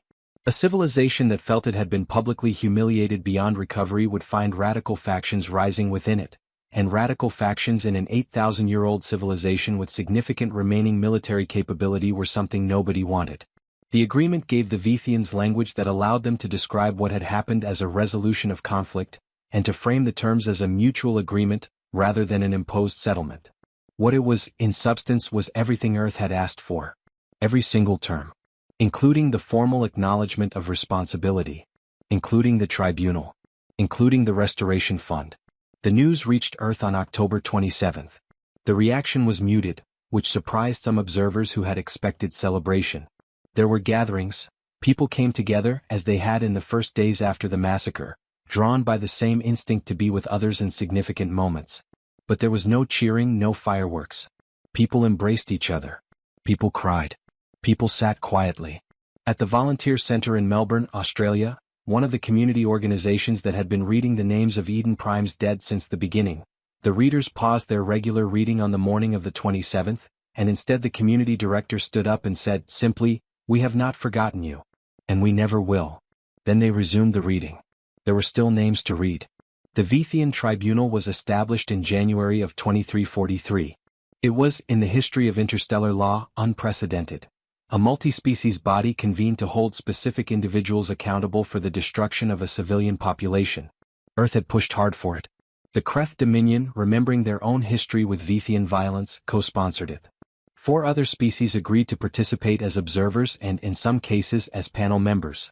The individuals named in the indictment were the members of the Vithian High Council who had authorized the attack on Eden Prime, the senior military commanders who had planned and executed it, and the intelligence officials who had provided the assessments of Eden Prime as a territorial threat.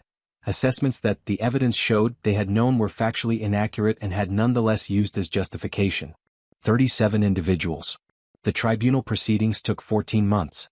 During those 14 months, the evidence was heard. The ship logs, the command orders, the internal communications, all of it was presented, translated, analyzed. The defense, the Vithian-appointed advocates, made their arguments. The prosecution made theirs. Sarah Okafor testified for 3 days. Commander Rachel Torres testified for 2.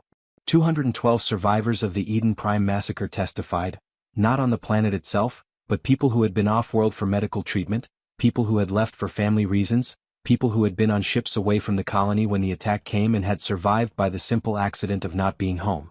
212 people who had lost everyone they knew and everything they had and who sat in the tribunal chamber and spoke clearly and quietly and in devastating detail about what had been taken from them. The tribunal found all 37 defendants guilty on all charges.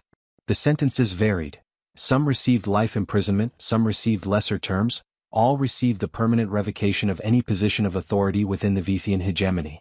On the day the sentences were handed down, on the steps of the tribunal building, a structure that had been purpose-built for this proceeding in a neutral location agreed upon by all parties, Sarah Okafor sat down on the steps and put her face in her hands and stayed that way for a while. A colleague sat beside her. Didn't say anything. Just sat. After a while, Sarah lifted her head. "Is it enough?" her colleague asked. Sarah thought about that for a long time. "Nothing is enough," she said. "Nothing brings them back. Nothing closes that hole." She paused. "But this is something. This is the galaxy saying, this was wrong. Not just one species saying it. The galaxy saying it. She paused again. That matters. It doesn't heal. But it matters. The restoration project on Eden Prime began in March of 2343. It was, from an engineering and scientific standpoint, one of the most ambitious undertakings in the history of any civilization. The planet had been, in the technical language of the assessment teams who surveyed it, comprehensively degraded. The atmosphere had been damaged, not irreparably but significantly, requiring extensive repair. The soil, what remained of it under the fused glass, was sterile, lifeless, stripped of the biome that 42 years of careful terraforming had built. The water systems were gone. The surface geology had been altered by the energy discharge of the attack in ways that would affect environmental patterns for decades. But it was not dead. The teams of xenobiologists who had spent months aboard Webb's flagship had spent that time analyzing the pre-attack survey data from Eden Prime, the biological surveys, the environmental models, the decades of data accumulated by the colony's science teams, and had determined with careful confidence that the planet could be restored. Not in a year. Not in 10 years. In 40 years approximately. With constant effort. But it could be done. The Restoration Fund established as part of the Vethian Agreement provided significant resources. Vethian engineering technology, particularly their atmospheric processing systems, was more advanced than humanity's and could accomplish certain tasks in a fraction of the time. The interstellar community contributed. The Kreth Dominion sent environmental engineering teams. 2 of the smaller species in the Elori Collective contributed microbial restoration technology. Earth committed to a permanent human scientific presence on the planet throughout the restoration period. The lead scientist on the restoration project was Dr. Maya Chen, formerly the science officer of the UES Sentinel, who had spent 3 days analyzing Vethian hull fragments above a dead world and had requested the posting with every favor she could call in. She arrived on Eden Prime in April of 2343. She stood at the edge of what had been the valley between the Shepherd's Arms, and she looked at the plain of fused glass, and she was very quiet for a while. Then she said to her team, "All right. Let's figure out where to start." General Marcus Webb retired from active duty on November 1, 2342. He had intended to retire later, after more of the post-conflict administration was settled, but his 2 broken ribs had developed complications. He had refused to rest them properly during the battle and its aftermath, and his medical officer had essentially given him no choice. He sat in a medical bay on the Humanities Answer, being lectured by a doctor young enough to be his granddaughter, and he thought, this is probably appropriate. His retirement ceremony was held in Geneva, 3 months later, after he had healed and after the broad shape of the peace agreement had been established. He did not particularly enjoy retirement ceremonies. He stood through his own and shook the hands of his admirals and accepted the medal that the Secretary-General pinned to his chest and said the right words. Afterward, Maria Santos found him standing alone at a window, looking out at the Alps in the February snow. "What will you do?" she asked. He thought about it. "I'd like to go to Eden Prime," he said. "When it's appropriate. When Dr. Chen's team has been there long enough to have something to show. That will be a while." "I know." He paused. "I have time." Maria looked at him. "Are you all right, Marcus?" He considered the question honestly.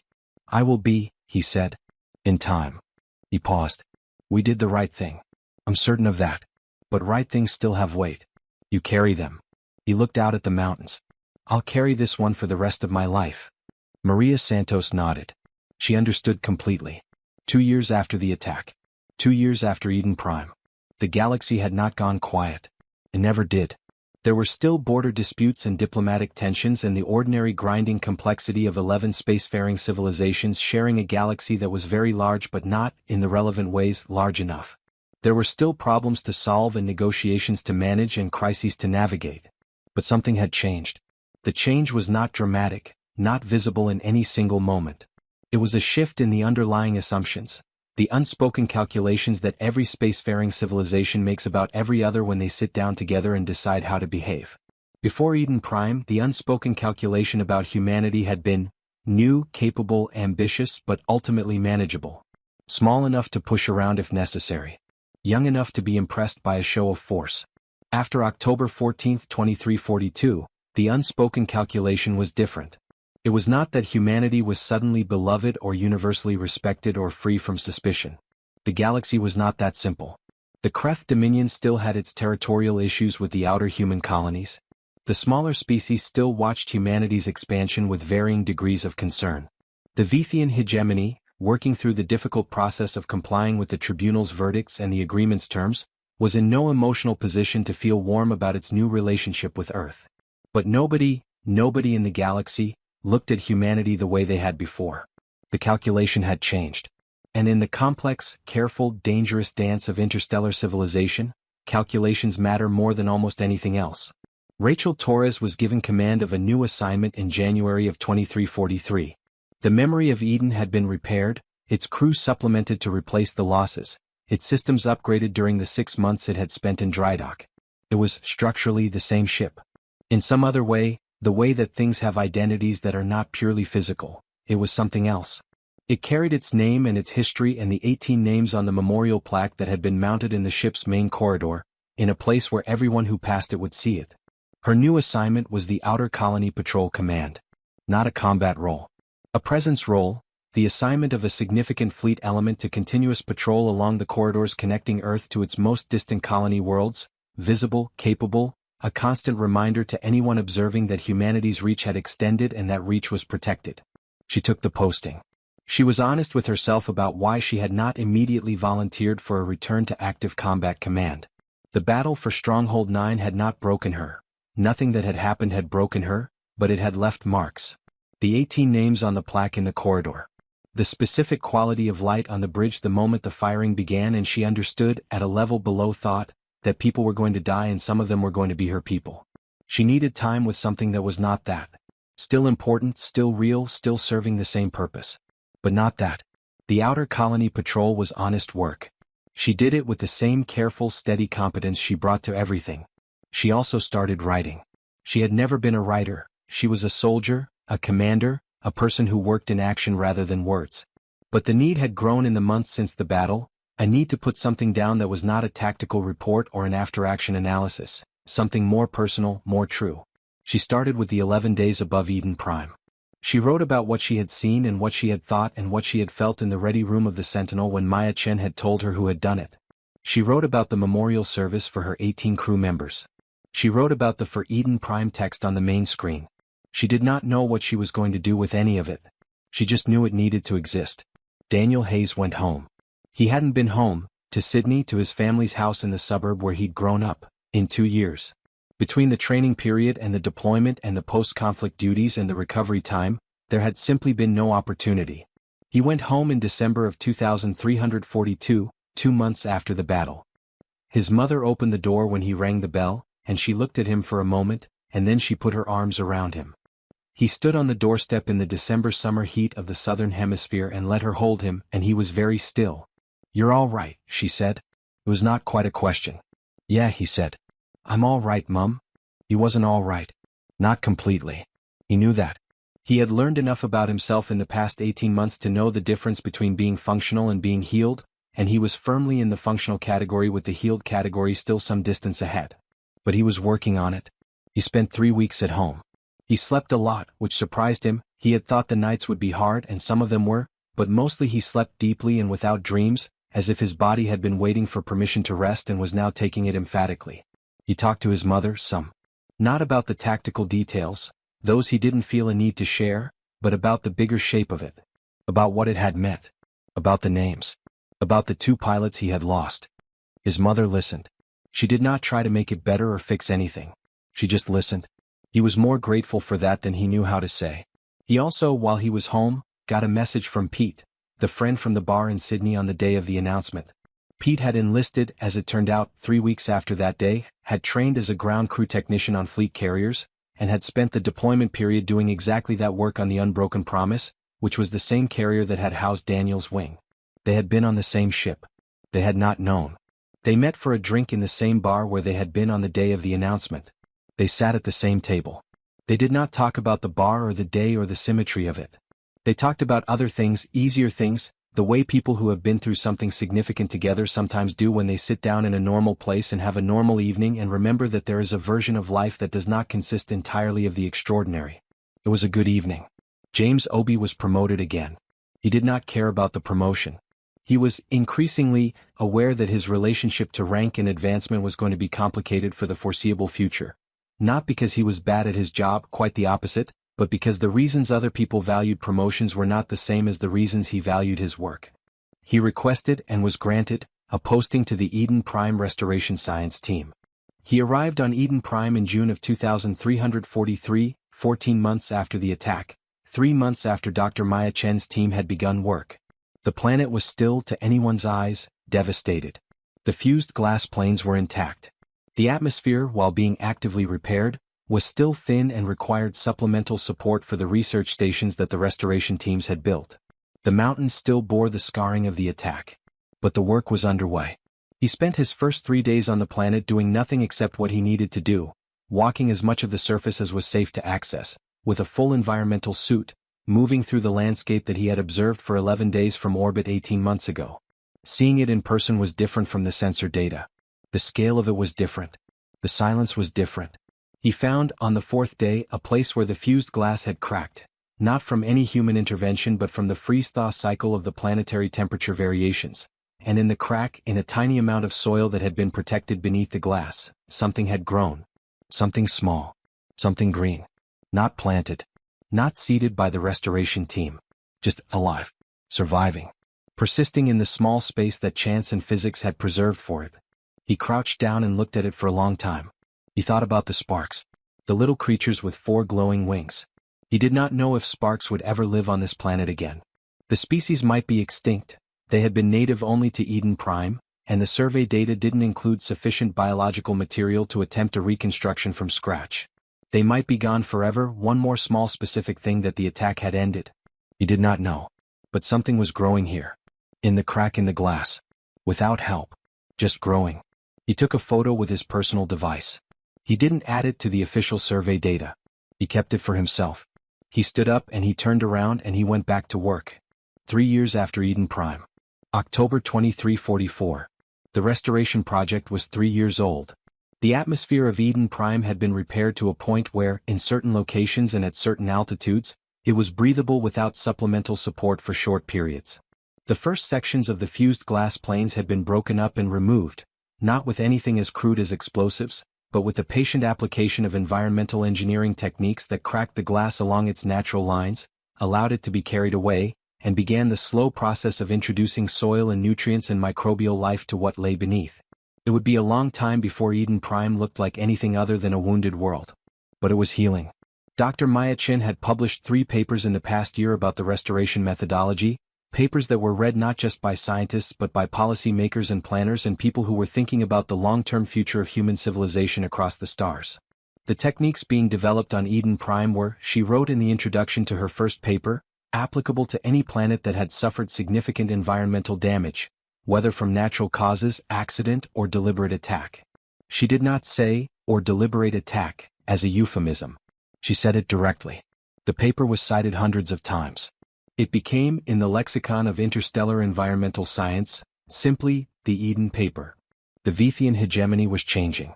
This was not a thing that happened quickly or easily, and the changes were not universally embraced. The hegemony was 8,000 years old, and civilizations that old do not transform on a short timeline. But change was visible to the trained eyes of the people watching it. The tribunal had done something important. By naming individuals and holding them accountable, it had established a distinction that had not previously existed in Vithian cultural understanding. The distinction between the hegemony as a civilization and the specific actors within it who had made specific choices. The High Council members and military commanders who had authorized the attack on Eden Prime had been cast out of the hegemony's history as criminals, which meant the attack itself was now something the hegemony could acknowledge as wrong without it requiring them to condemn their entire civilization. This was a fine distinction. It was also a necessary one. A younger generation of Vithian politicians and thinkers, younger in Vithian terms which still meant centuries old by human standards, had begun to articulate a different vision of what the hegemony's place in the galaxy should be. Not the unquestioned apex. Not the self-appointed adjudicator of territorial legitimacy. Something more like a senior partner in a community, still powerful, still significant, still distinctive, but operating within a framework that acknowledged other species' right to exist and expand without requiring Vithian permission. It was a radical idea by Vithian standards. It was gaining traction. Sarah Okafor watched it from her position as Earth's new ambassador for interstellar affairs. a role that had been created specifically for her after the conflict, because the Secretary General had looked at what she had accomplished and decided that her expertise was too valuable to leave in a single posting. She watched the change in the hegemony with the careful attention of someone who had spent 20 years learning to see it accurately, neither more hopeful nor more cynical than the evidence warranted. She thought, it's real. It's slow. It might not last, but it's real. She wrote in her personal journal, they have learned that consequences exist. The question is whether they will learn anything else. She did not know the answer, but she thought the question itself was progress. The memorial was completed on April 14, 2344. Not on Eden Prime, the planet was still in no condition to host something like that. The memorial was built in orbit at the Lagrange point between Eden Prime and its moon, where it could be seen from both the planet's surface and from approaching ships. It was a ring, a kilometer-wide circle of dark stone and light, designed by an architect from New York City whose grandmother had been born on Eden Prime and who had spent 3 years on the project. The ring turned slowly in the space between the planet and the moon, and it was oriented so that at any time of day or night, it caught the light of the system's star and reflected it in a specific way.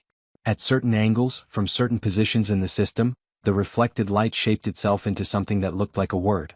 The word was remember. Carved into the inside face of the ring were the names. All 2,300,000 of them. Carved by hand. Every single one. The team of carvers had worked for 2 years in shifts, in vacuum suits, in the slow careful work of cutting letters into stone in zero gravity. It had taken longer than any of them had expected. They had finished 3 days before the memorial's dedication ceremony. The ceremony was attended by representatives of every human colony world, every alien civilization that had agreed to participate in the tribunal, a delegation from the Vithian hegemony. Their attendance had been the subject of significant internal debate within the hegemony, and the fact that they sent anyone at all was considered by Sarah Okafor to be quietly significant. And the 212 survivors of Eden Prime who had testified at the tribunal. Commander Rachel Torres was there. So was James Obi. So was Daniel Hayes.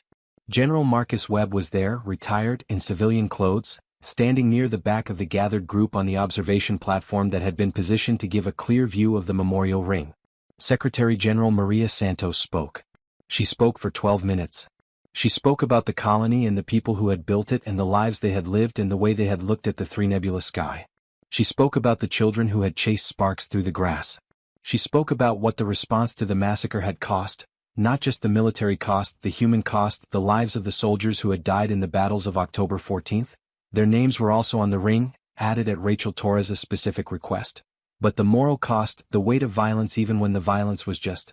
She spoke about what justice meant and what it didn't mean and what the difference was between accountability and revenge and why the distinction was worth fighting to preserve even when rage made it hard to remember.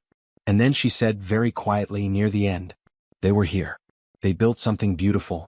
They looked at a sky that no human being had ever seen before and they called it home. They raised their children under that sky. They planted their gardens and wrote their music and argued about politics and worried about money and fell in love and grew old and were as alive as anyone has ever been. She paused. We could not save them. But we can carry them. We can carry them in the choices we make in the world we build and the way we treat every civilization we share this galaxy with the knowledge that the cost of failing that responsibility is written in stone, in orbit, around a world that is learning to breathe again. She stopped.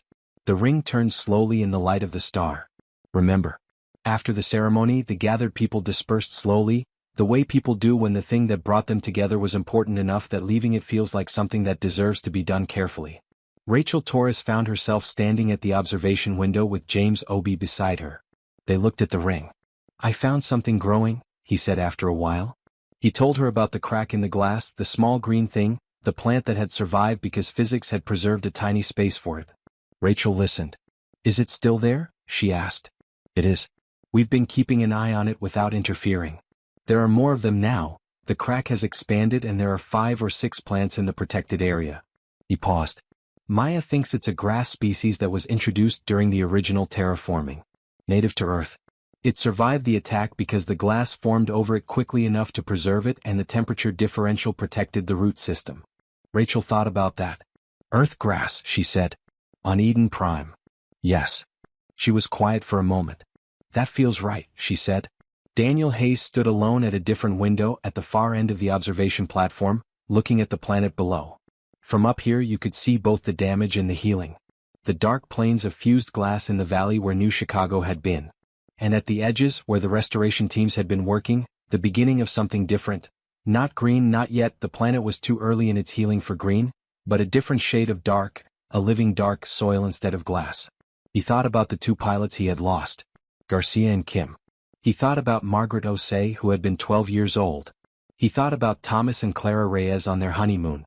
He thought about Dr. James Park, 91 years old, who had helped build the world 40 years ago and had never left. He thought about Lin Zhao, who had been 6. He stood at the window and he let himself feel the full weight of it, not controlled, not managed, not directed toward anything. Just the weight. Just what it was. It was enormous. It would always be enormous. He understood that now. You did not put this down. You carried it and you decided what to do with it, and the deciding was the part of you that was still alive and still responsible. He had decided to go back. Not to combat command, not yet, maybe not ever, he was still figuring that part out. But back to service. He had requested a posting to the Pilot Training Academy, where he would spend the next 2 years teaching new fighter pilots. Not just tactics. Not just the mechanics of the aircraft and the physics of combat in space. He would teach them what you were flying for. Why it mattered. What you carried with you into the cockpit. Because the galaxy was not going to be simple after this. It was not going to be peaceful, not in the full sense of the word, maybe not ever. Humanity had proven something powerful and necessary. It had not solved the problem of a complicated, sometimes dangerous universe. What it had done was establish, clearly and beyond any future question, that it would not be silent in the face of what had been done to Eden Prime. And that mattered. Caro, it mattered more than anything. He pressed his hand flat against the observation window, the way Dr. Lin Chen had pressed her hand against the hull of the 700,000th warship. Below him the planet turned. Slowly, slowly healing. 5 years after Eden Prime. October 2346. A girl named Clara Reyes was born in a hospital in Boston, Massachusetts, on a Tuesday morning. Her parents were not the Thomas and Clara Reyes who had died on Eden Prime on their honeymoon. Those two were gone and would always be gone, and no new life could undo that. The coincidence of the name was just a coincidence, the way the universe sometimes lines up details in ways that feel meaningful without being orchestrated. But she was born. And she was alive. And her parents held her in the hospital room and looked at the face of something completely new and completely unmarked by anything that had happened before she arrived, and they were very happy. This too mattered. This too was part of the story. Daniel Hayes was at the Pilot Training Academy teaching. His third class was graduating, 31 young pilots, freshly certified, ready for their first postings. He stood at the front of the briefing room on the last day of their course and he looked at them, 22 years old, most of them. 23. A few younger. People who had been children in 2341, who had heard the announcement of Eden Prime when they were teenagers, who had grown up with the memorial ring in the sky and the names in the stone and the restoration project on the news and the Vethian Tribunal in their school history curriculum. People who had grown up in the world that Eden Prime had made. He thought they didn't choose this. They were born into it. The way every generation is born into the world that the previous generations made for them without being asked. He said to them, "In a few weeks you'll go to your assignments. You'll begin your careers. Most of you will spend most of your time doing things that are not combat, patrol duty, escort missions, showing the flag along the colonial corridors, the ordinary work of keeping the peace in a galaxy that would like to be peaceful but needs reminding sometimes." He paused. "Some of you, at some point, may face something that requires more than that. I don't know when or where or what shape it will take. The galaxy is not predictable." He looked at their faces. "What I want you to remember, the thing I want you to take with you that isn't in any technical manual or tactical doctrine, is this. When you climb into your aircraft, you are not flying alone. You carry everyone who trusted you enough to put you there. You carry the people at home, the people in the colonies, the people whose names are on a stone ring orbiting a healing planet." He paused. "You carry them by being excellent at what you do. By thinking clearly and acting decisively and bringing yourself and your people home when it's possible and doing what needs to be done when it isn't. A quiet in the room. You carry them by being the kind of power that protects instead of destroys. By being better than the worst of what this galaxy can produce." He paused once more. "We proved that humanity can fight. What I'm asking you to prove is that humanity knows what to fight for." He looked at them. Dismissed. They filed out, talking quietly among themselves, the animated energy of young people at the threshold of something large and new. He watched them go. He thought, "I hope the galaxy is gentle with you." He thought, "I hope you never need what we needed." He thought, I hope you never find out what you're capable of. He thought all three things and knew none of them were fully rational and did not care. Sarah Okafor sat in her office in Geneva and read the latest intelligence assessment from the Vythian hegemony. The assessment was, in the careful language of intelligence work, cautiously optimistic. The reform movement within the hegemony was growing. The generation of Vythians who had been young adults during the conflict of 2342, who had grown up with the certainty of Vythian supremacy as background reality and had lived through the shattering of that certainty in a single week, was moving into positions of influence. Not all of them had been changed by the experience. A significant faction within the hegemony still viewed the conflict as a temporary setback, a fluke of timing and industrial mobilization that would be corrected as the hegemony rebuilt and humanity inevitably expanded beyond its capacity to project power effectively. These were the voices that worried her most, because they were not wrong that the current situation would change over time, and their response to that fact was not accommodation but patience. But there were others. She had, over the past 5 years, developed a careful, tentative correspondence with a Vythian scholar named Veth Mora, a philosopher and historian who had been one of the early voices arguing, within the hegemony, that the attack on Eden Prime had been not just strategically catastrophic but morally wrong. Not by human standards. By Vythian standards. By the hegemony's own articulated values, which included, in their historical texts, their philosophical tradition, a principle that had been quietly buried for centuries, the principle that power without wisdom was not strength but corruption. Veth Mora had been writing about that principle for 30 years. Before October 14, 2342, he had been a marginal figure, considered an eccentric with interesting ideas that had no practical relevance. After October 14, people had started reading him. Their correspondence was formal, careful, conducted in the trade language that both species could navigate, and it touched only on philosophical and historical questions. Never on policy, never on anything that could be construed as unofficial diplomacy. Sarah was careful about that. But what emerged from those letters slowly, over 5 years, was something she would have found almost incomprehensible when she began her career. A genuine intellectual exchange with a Vythian thinker who was, in his way, trying to understand what had gone wrong and build a framework for something better. She read his latest letter carefully. In it, he wrote about the concept of Veth Karen, the natural order, and about how his reading of Vythian history had led him to conclude that the concept had been corrupted over the centuries from its original meaning, which was something closer to the rightness of things in the sense of moral correctness, to a justification for hierarchy and dominance.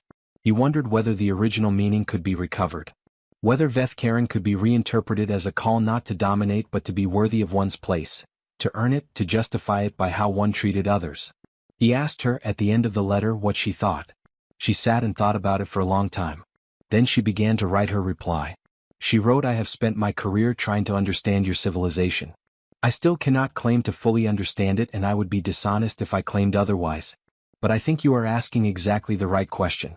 Whether a civilization can reinterpret its own foundational principles while remaining itself is one of the hardest things any civilization can attempt. It requires people who are willing to be considered eccentric or dangerous or wrong for as long as it takes to be considered right. I think you are one of those people. I hope the hegemony produces more of them." She paused. Then she added, "On our side of this conversation, we are asking ourselves a similar question. Having demonstrated that we can project power across 17 star systems simultaneously, having forced a reckoning with a civilization that had never experienced one, having won something that looked very much like a war, the question we are asking ourselves is what we do with that. What kind of power we choose to be. How we hold the strength we have discovered without letting it corrupt us the way it corrupted the arguments that justified Eden Prime. I do not have an answer. I think the only honest position is to keep asking the question." She sent the letter. Then she went back to work. Marcus Webb visited Eden Prime in November of 2346, 4 years after the battle, 3.5 years after the restoration project began.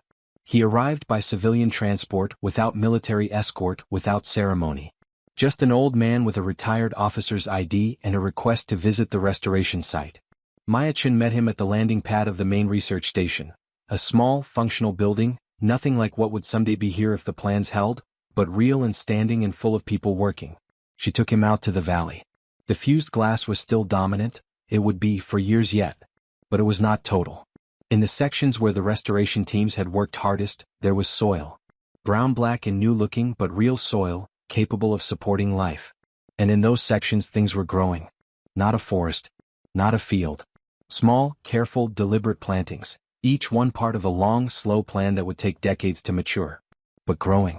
He stood in the valley between the shepherd's arms, the mountains still scarred, still bearing the marks of what had happened here, and he looked at the growing things. He was quiet for a very long time. Maya stood beside him and did not say anything. Eventually he said, "It will really come back?" "Yes," she said. "It will take time. But yes." "The people won't come back," he said. "No," she said. "They won't." He nodded. He had known that. He had known it for 5 years. But standing here in the place itself, saying it out loud, had a weight that knowing it abstractly did not. "We should have done more to prevent it," he said. "We had intelligence about Vithian territorial doctrine. We had signals that they were becoming more assertive. We should have had the conversations earlier, put up the diplomatic barriers, made it impossible for them to believe that attacking a colony would be consequence-free." He paused. "We failed Eden Prime before they died. Not just after." Maya was quiet for a moment. "Maybe," she said.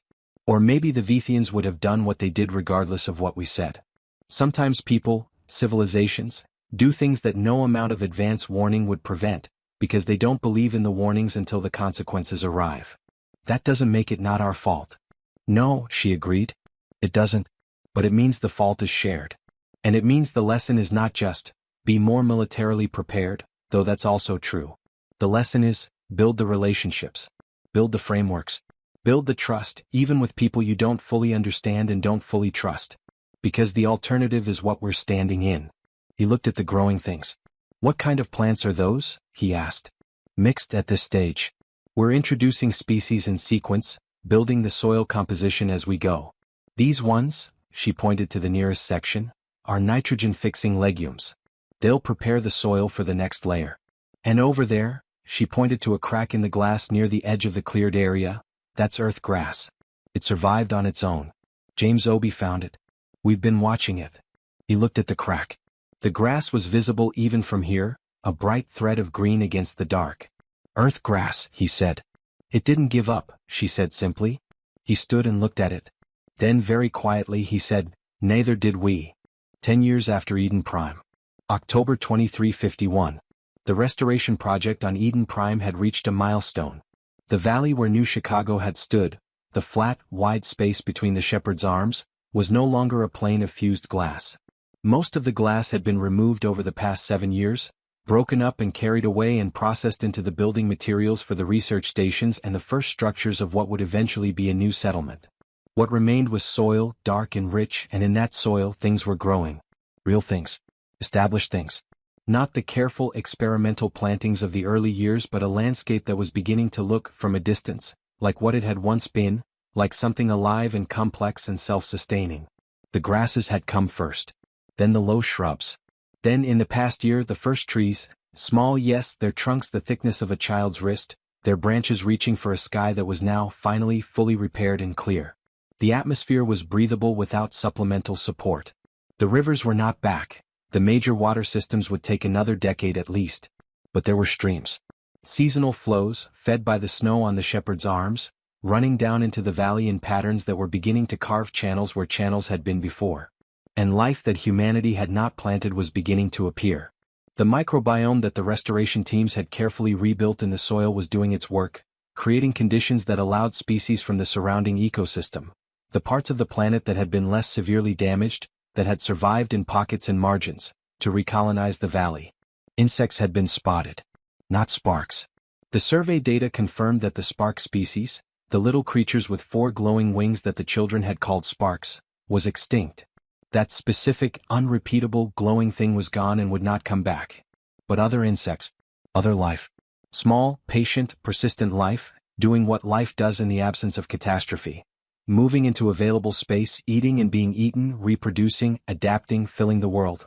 The ceremony to mark the 10th anniversary of the Eden Prime massacre was held on Earth, in Geneva, in the same building where the Security Council had met on April 10, 2341, when they had first sat with the knowledge of what had happened.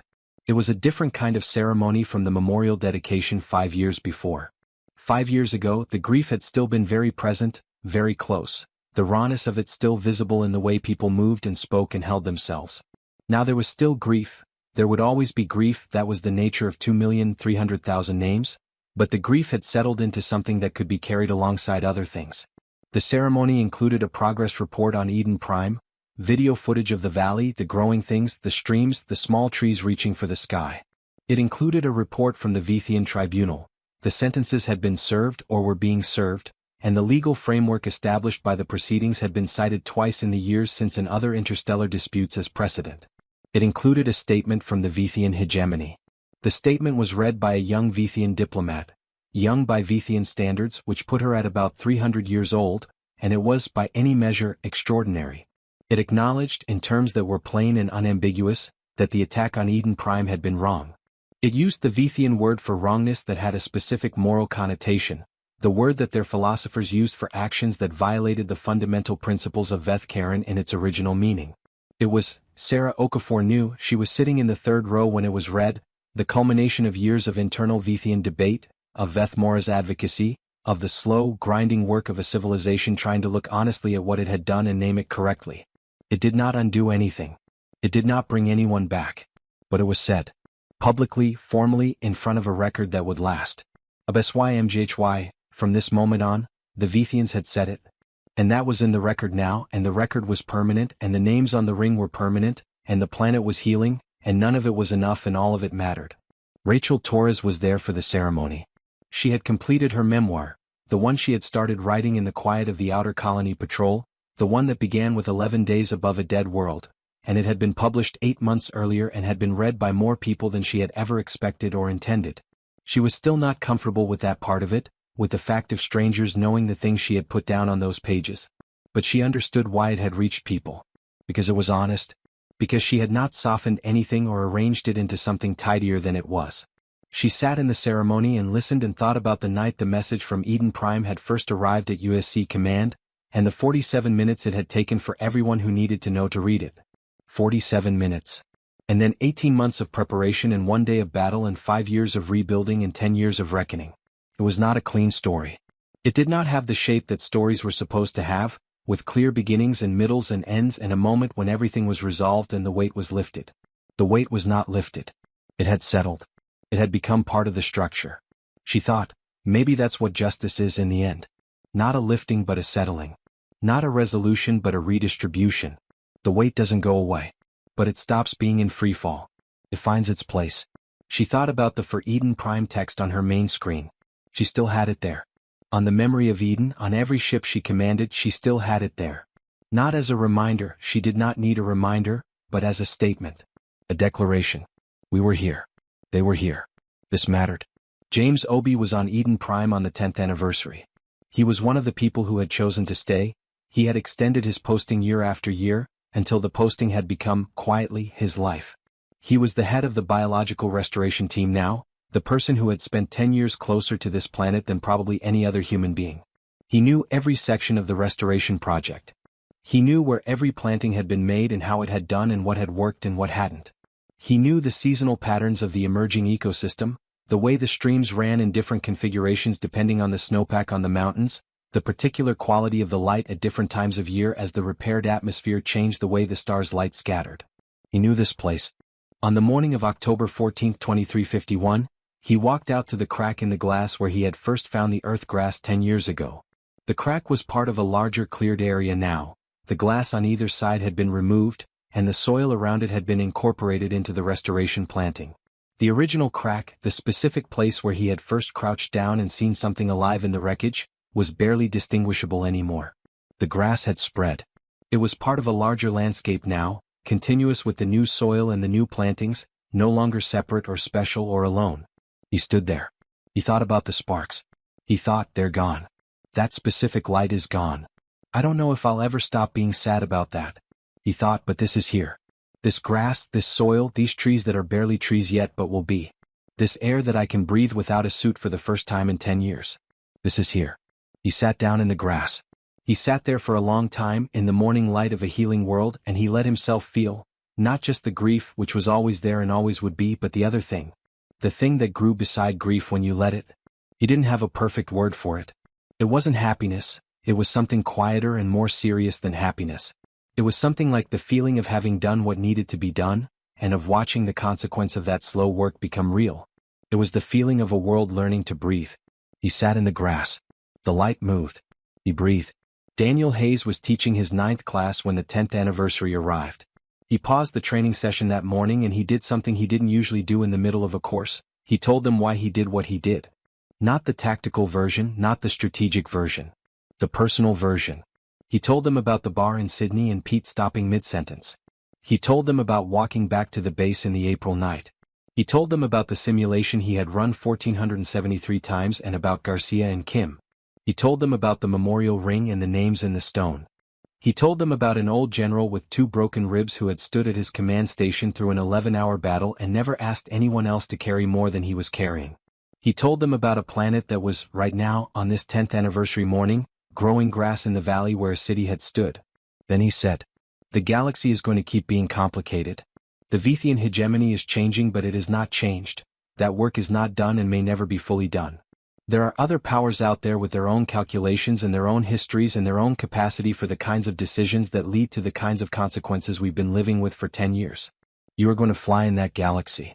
You are going to protect things in that galaxy." He looked at them. "What you carry when you do that, the names, the weight, the knowledge of what it costs when we fail, that is not a burden. That is your compass. That is the thing that tells you the difference between power and violence, between strength and cruelty, between a mission that is worth the cost and one that only looks like it is." He paused. "Know the difference. Fly like you know the difference." He looked at their faces, young, attentive, unmarked by what was coming, carrying the beginning of the understanding he was trying to give them. "Dismissed," he said. Sarah Okafor retired from active diplomatic service in 2351, the same year as the 10th anniversary. She was 62 years old. She had spent 25 years studying and working with and arguing with and trying to understand the Vithian hegemony, and before that she had spent years studying every other spacefaring civilization the galaxy had produced, and she was, by any measure, exhausted. She retired to a small house on the coast of Portugal, where the Atlantic came in heavy and gray in the winter and bright and warm in the summer, and she spent her first 3 months doing almost nothing. Then she started writing. Not diplomatic cables. Not intelligence assessments. Not the careful, hedged language of someone who has to stand behind every word in an official capacity. Something else. She wrote about what she had seen and learned and done and thought across 25 years of trying to be a bridge between species that did not naturally understand each other. She wrote about Eden Prime and what it had meant and what it had cost. She wrote about Veth Mora and their 10-year correspondence and the slow, strange, improbable possibility that had emerged from it. She wrote about Maria Santos and Marcus Webb and Rachel Torres and all the others, the named and the unnamed, the ones who had made the decisions and the ones who had carried them out and the ones who had simply kept working at the things that needed working at. She wrote about the sparks. The chapter about the sparks was the one she spent the longest on. It was the shortest chapter in the book, less than 3 pages, but she rewrote it 47 times. It was about extinction and about what it meant that a specific thing, a unique and unrepeatable thing, could be ended in a moment by something that did not know or care that it was unique and unrepeatable. It was about what we owe to the things we cannot recover. She did not have an answer. She just had the question carefully held. The book was published in 2353. It was called, simply, The Language of Consequence. The dedication read, "For the sparks. For the children who chase them. For the world that is learning to breathe." On Eden Prime in October of 2352, 11 years after the massacre, Dr. Maya Chen's team made an unexpected discovery. In the northern mountain region, the part of the Shepherd's Arms that had been less severely damaged, that had preserved a pocket of original Eden Prime ecosystem throughout the disaster, they found in a deep canyon carved by an ancient river, a biological community that their surveys had not previously documented. A thriving, complex ecosystem. Far older than the human colony. A remnant of whatever had been alive on Eden Prime before humanity arrived to remake it. And in that ecosystem something moved. Something small. Something that caught the light in a particular way. The survey drone footage was reviewed by the biology team, then by Maya Chen, then sent to James Obi in his lab at the main research station. He watched it twice. Then he put his face in his hands. He stayed that way for a while. Then he took his face out of his hands and looked at the footage again. On the screen, in the footage from the northern canyon, in the deep shade of the canyon walls where the light came through in narrow golden shafts from above, something moved. Small. Delicate. 4 pairs of wings. Faintly, unmistakably glowing. Not dead. Not extinct. Hiding. Waiting, in the deep places, in the parts of the world that the catastrophe had not reached for the world to be safe enough to come back to. HFY. From this moment, James Obi knew that the report he was about to write was going to change everything about the restoration plan. They would need to be more careful, more deliberate. They would need to learn about the canyon ecosystem before they changed anything, would need to understand what the sparks needed and how they had survived and what conditions would allow them to gradually expand back into the restored valley. It would take time. It would take patience. It would take the kind of careful, sustained attention that was harder in some ways than any battle. But they were there. The sparks were still there. He picked up his communicator. He called Maya-chan. He said very quietly, "Maya, I need you to see something." The message went out to Earth on October 14, 2352. 11 years to the day after the massacre. The message was short, just the footage with a brief explanatory note from Dr. Maya-chan's team. No elaboration. None was needed. The footage was of a canyon in the northern mountains of Eden Prime. The footage showed something small and delicate moving in the golden light. Something with 4 pairs of wings. Something glowing. The message reached Earth and it was seen by people who had been reading names for 11 years. People who had stood in Central Park in the April cold. People who had stood in lines that stretched for blocks to put their names on a volunteer list. People who had worked 12-hour shifts in the shipyards. People who had flown simulations 1,400 times and lost people they loved and kept going. It was seen by a retired general sitting in his garden in what had once been the most beautiful part of Switzerland, who watched it on a small screen in the afternoon light and said nothing, just watched. It was seen by a retired ambassador writing at a desk on the coast of Portugal, who watched it and thought about the chapter she had spent the longest on and about the question she had tried to hold carefully.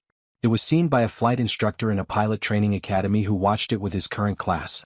Unexpected, the footage appearing in the middle of a morning that had been going to be about engine calibration and became something else entirely. It was seen by a naval officer on the bridge of a heavy battleship traveling the outer colonial corridor, who watched it in her ready room and then sat very still for a while and then wrote 2 more pages of her second book.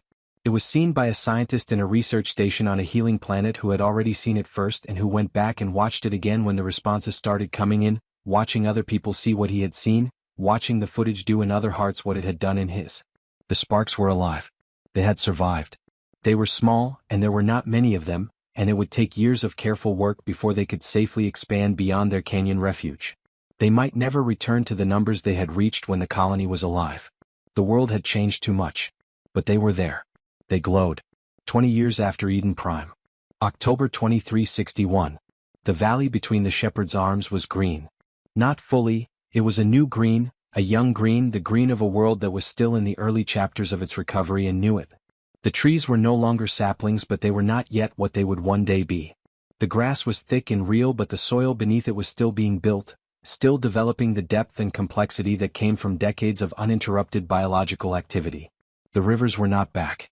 Not completely. But the streams had grown and the watershed was functioning, and in the wet season, the valley floor shone with water that moved. The memorial ring still turned in orbit. Remember. The names still glowed in the light of the star. And in the northern mountains, in the canyon and in the steadily expanding territory around it, in the places where the restoration teams had worked with the same patient attention that had been brought to everything on this planet, the sparks flew. Their numbers were small, a few thousand individuals the biologists estimated, compared to the millions that had populated the pre-massacre ecosystem. It would take generations for them to recover, if they recovered. The canyon was now a protected zone, no human entry without full ecological protocols, every interaction carefully managed and recorded and analyzed. But they flew. At dusk, when the light from the star touched the rim of the canyon and came angling in at a specific angle that happened every evening for about 40 minutes before the sun dropped below the shepherd's arms, you could see them from the research station if you climbed to the roof with a good pair of binoculars. Small. Delicate. 4 pairs of wings. Faintly glowing gold in the last light of the day. On the 20th anniversary, a group of 23 people made the journey to Eden Prime to be on the planet itself. Among them were James Obi, who had never really left, Dr. Maya Chin, who was still the head of the restoration project but spent more time now training the next generation of restoration scientists than doing the field work herself, Commander Aisha Patel, who had her own command now but had requested leave for this specific occasion, and 4 of the 212 survivors who had testified at the tribunal, now old enough to have grandchildren of their own, who had wanted to see what had become of the world they had known. Rachel Torres was there. She had requested transport and had been given it without question, and she had arrived 3 days before the anniversary and spent those 3 days walking the planet, not just the restoration zone in the valley but the outer areas, the mountains, the sections that were still raw and unhealed, and honest about how much remained to be done. She had walked to the eastern hill. The hill where the cemetery had been. There was nothing there now that was recognizable as a cemetery. The attack had erased it as completely as it had erased everything else. But the hill itself was there, and the soil that had been laid down by the restoration teams was there, and things were growing. She stood on the eastern hill and looked at the valley. It was, on this autumn morning, extraordinarily beautiful. Not the beauty it had been, that specific beauty, the three nebulous sky and the silver rivers and the white geometry of New Chicago, was gone and would never be exactly repeated. But a beauty that was real. A morning light on green things growing, on a sky that was clear and breathable, on a world that had looked at what had been done to it and had, slowly, stubbornly, without asking anyone's permission, begun to heal. She stood there for a long time. She thought, I see you. She thought, I didn't forget. She thought, look what is growing here.